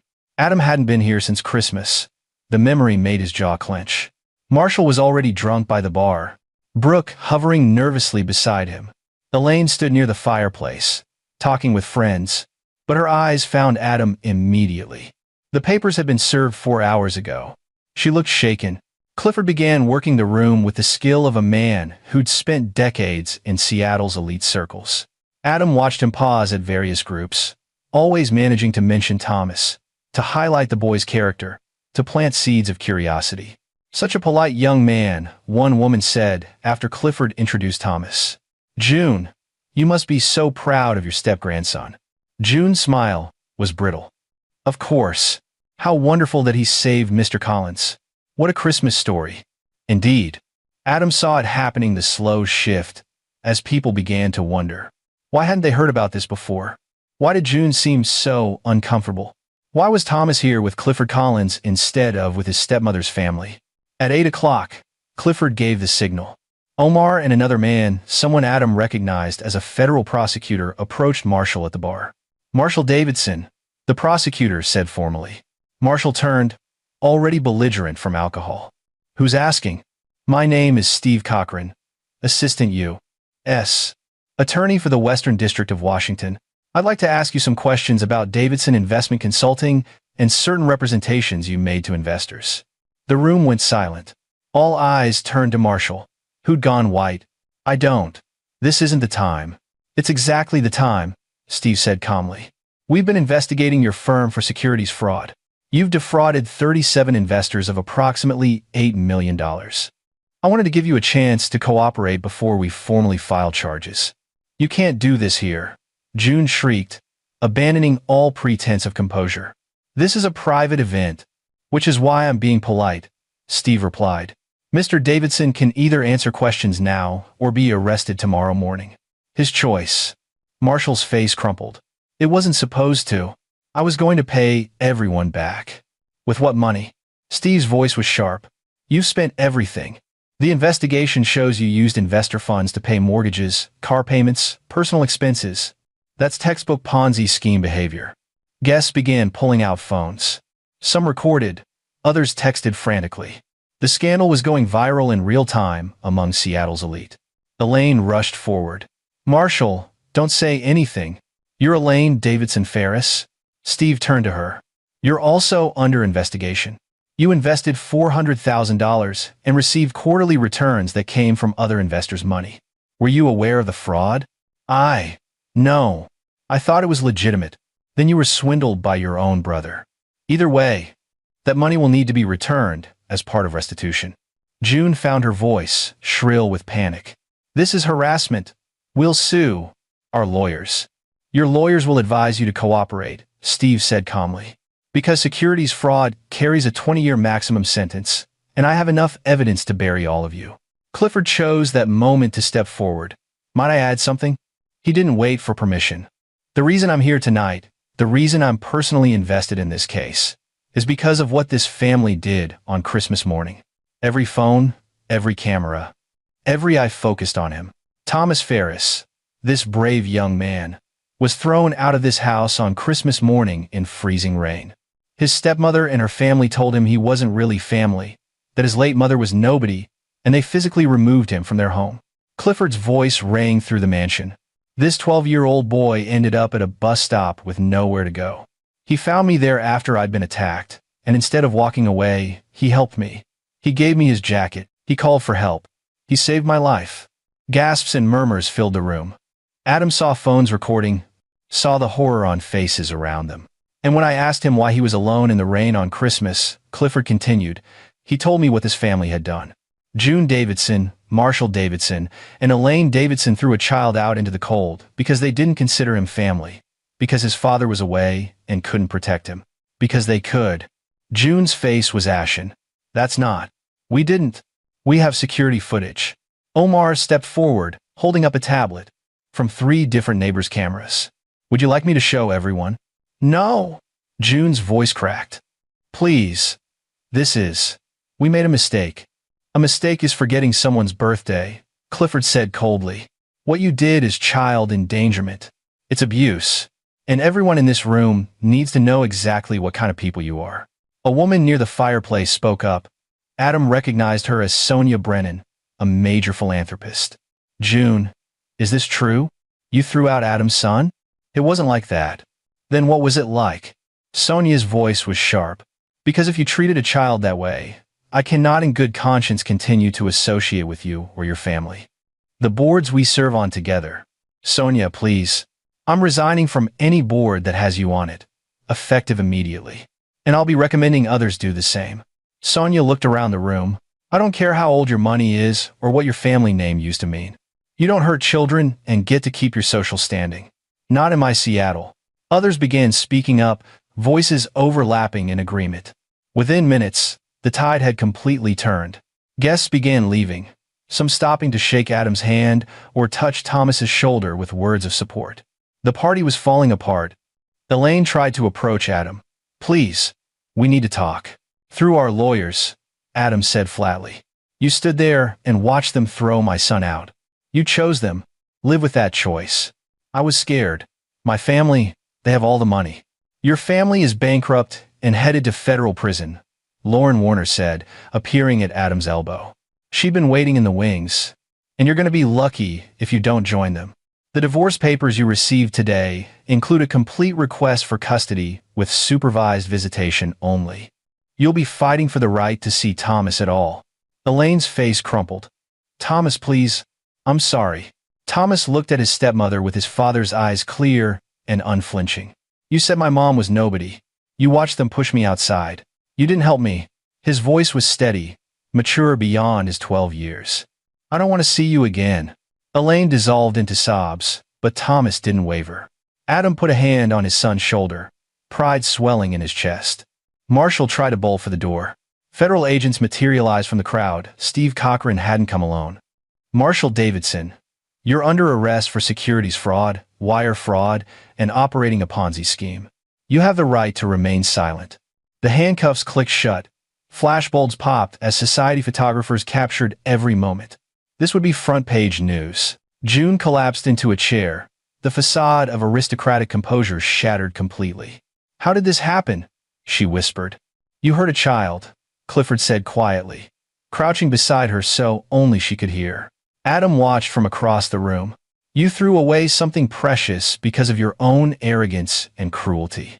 Did you really think there would be no consequences? We're the Davidsons. You were the Davidsons. Now, you're just people who abused a child and stole from their friends. The name doesn't protect you anymore. Clifford stood. I'll make sure everyone knows. Every charity, every club, every board. By tomorrow, you won't be able to get a reservation at a decent restaurant. Adam watched June Davidson. This woman who'd spent years making his son feel unwelcome, who'd sat in judgment over people she considered beneath her, crumble completely. He felt no pity. The mansion emptied rapidly. By 9 o'clock, only the Ferrises, Clifford, Omar, Lauren, and a handful of federal agents remained. The grandeur of the house, the antiques, the artwork, the generations of Davidson history suddenly looked hollow. What happens now? Thomas asked quietly. Steve Cochran answered. Marshall will face trial, probably plead guilty. June won't face criminal charges for the investment fraud, but she'll lose everything in restitution proceedings. The house, the cars, the artwork, all of it will be sold to repay victims. As for the child endangerment, we're evaluating charges. At minimum, there will be a CPS investigation. And Elaine? Adam asked. Lauren smiled thinly. Divorce granted. Full custody to you. Supervised visitation, requiring a family court evaluation that she'll almost certainly fail. Her trust fund will be frozen, pending the criminal investigation. She'll be broke, disgraced, and isolated. Adam looked at his son. Is that enough for you, buddy? Thomas thought about it seriously, as he considered everything. I just don't want them to hurt anyone else. They won't, Clifford promised. I'll personally make sure of that. And Thomas, I meant what I said. You saved my life. If you ever need anything at all, you call me. Understood? Thomas nodded solemnly. Thank you, Mr. Collins.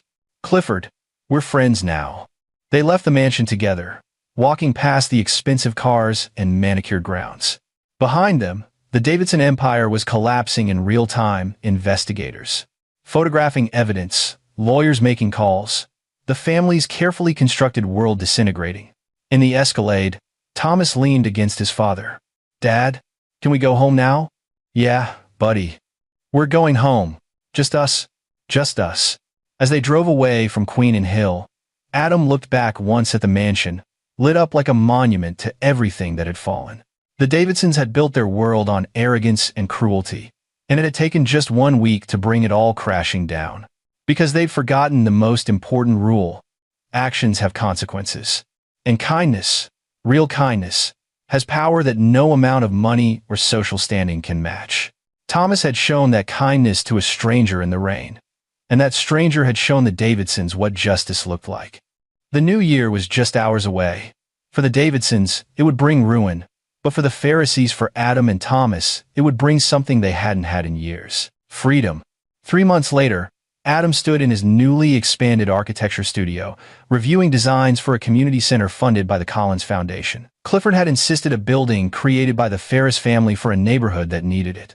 Thomas sat at a drafting table in the corner, working on his own sketch. He developed an interest in architecture, spending after-school hours in his father's studio. The trauma of Christmas had left marks, but Thomas was healing. Therapy helped. Distance from the Davidsons helped more.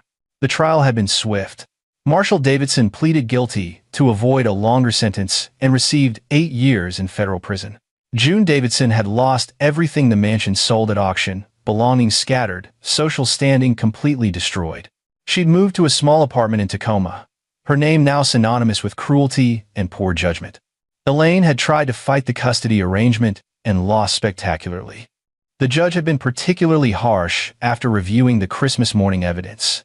She'd been granted supervised visitation once per month, but Thomas had declined to see her. That was his choice, and Adam supported it. The victims of Marshall's Ponzi scheme were slowly being made whole through asset seizures and restitution, though many would never recover their full investments. Clifford had quietly helped several of the worst-hit investors, though he'd asked Adam not to publicize it.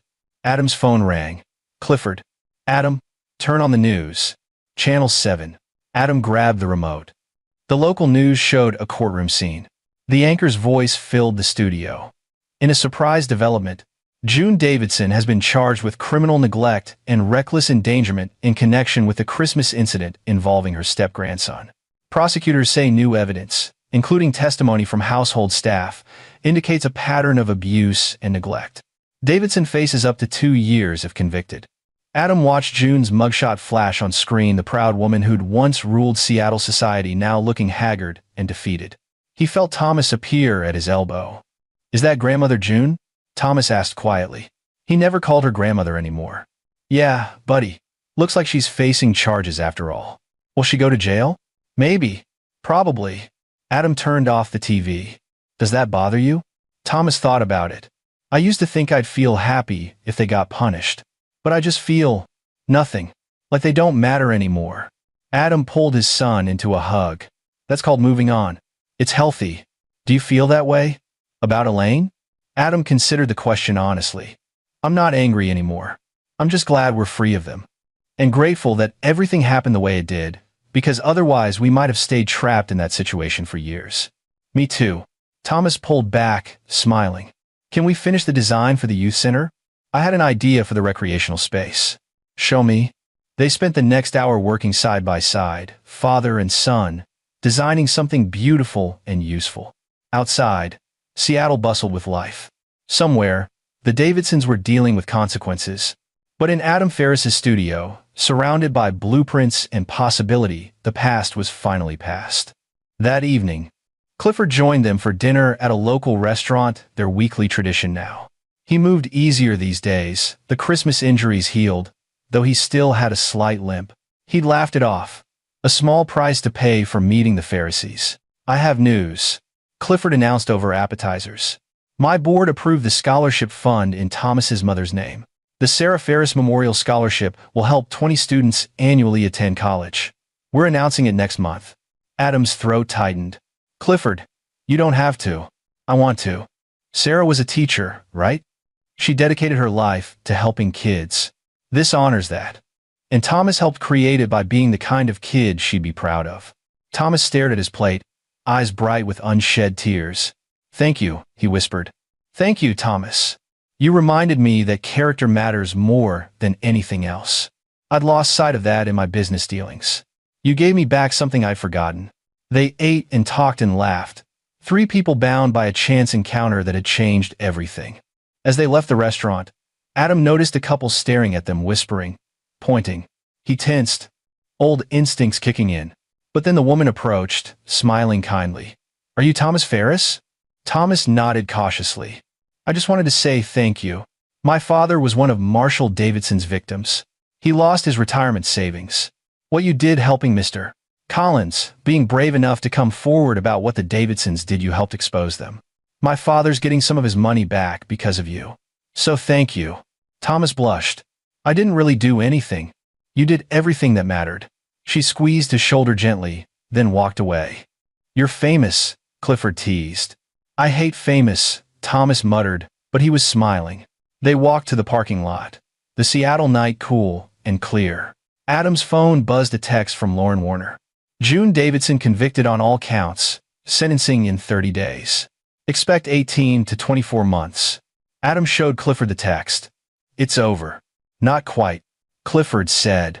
"Justice is slow. But yes, the major battles are won." He looked at Thomas. "You should be proud, both of you. A lot of people would have just walked away, tried to forget what happened. You fought back. You made them answer for what they did." "We had help," Adam said meaningfully. "Friends help friends. That's how it works." Clifford clapped Adam on the shoulder. "Now, same time next week? I'm thinking Italian." "You're paying," Adam said. "Always." They parted ways, Adam and Thomas driving home through familiar streets. The Ballard house glowed warm and welcoming.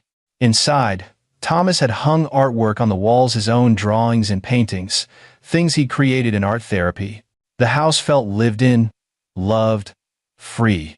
As Thomas got ready for bed, Adam stood in the doorway of his room, like he had when Thomas was small. "You okay, buddy?" "Yeah, Dad. I'm good." Thomas paused. "Do you think Mom would be proud of how we handled everything?" "I know she would be. You showed more courage and character than most adults ever manage. She'd be so proud." "I'm so proud. Even though everything got kind of crazy, especially because everything got crazy. You could have become bitter or angry or mean. Instead, you helped a stranger in the rain. That's who you are, Thomas. That's who your mom raised you to be before she died. And who we've both worked to keep you being. Don't lose that." "I won't." Adam turned off the light, leaving the door cracked open the way Thomas still preferred. In his own room, he stood at the window, looking out over the neighborhood. 3 months ago, he'd been trapped in a toxic marriage, watching his son suffer, feeling powerless to change things. Then Christmas had happened. The worst day had become a catalyst for the best changes. The Davidsons had shown their true colors, and it had cost them everything. Meanwhile, Adam and Thomas had gained something immeasurably valuable: freedom, justice, and a powerful ally in Clifford Collins. His phone buzzed one more time. An email from Elaine's lawyer requesting a modification to the visitation arrangement. Adam deleted it without reading past the subject line. That part of his life was over. He thought about June Davidson facing prison time, Marshall already behind bars, Elaine struggling to rebuild a life she destroyed through her own choices. He waited to feel satisfaction, vindication, triumph. Instead, he just felt tired, and then he felt relief. Because the absence of anger meant healing. The Davidsons no longer had power over him or Thomas. They were just people facing consequences for their actions. Adam climbed into bed, exhaustion pulling him down. Tomorrow would bring new projects, new challenges, new possibilities. The community center design was due next week. Thomas had a school field trip Adam was chaperoning. Clifford was introducing them to some board members who might commission more work. Life was moving forward, not defined by what the Davidsons had done, but by what the Pharisees had overcome. And somewhere out there in the Seattle night, a lesson had been learned and was still being learned by those who needed to hear it. Kindness matters, character matters, and when you throw away something precious, the universe has a way of making you regret it. Thomas Ferris had given a stranger his jacket in the rain. That stranger had given them justice. And Adam Ferris had learned that being strong didn't mean never needing help. It meant accepting help when it came, fighting for what mattered, and protecting the people you loved with everything you had. The Davidsons were finished. Their empire had crumbled. Their name was ruined. But the Pharisees? The Pharisees were just beginning. And that was the victory that mattered most. And there you have it. Another story comes to an end. What did you think? I'd love to hear your thoughts in the comments below. If you enjoy this story, consider joining our community by subscribing. It means the world to us. For more stories like this one, check out the recommended videos on screen. And I'll see you there.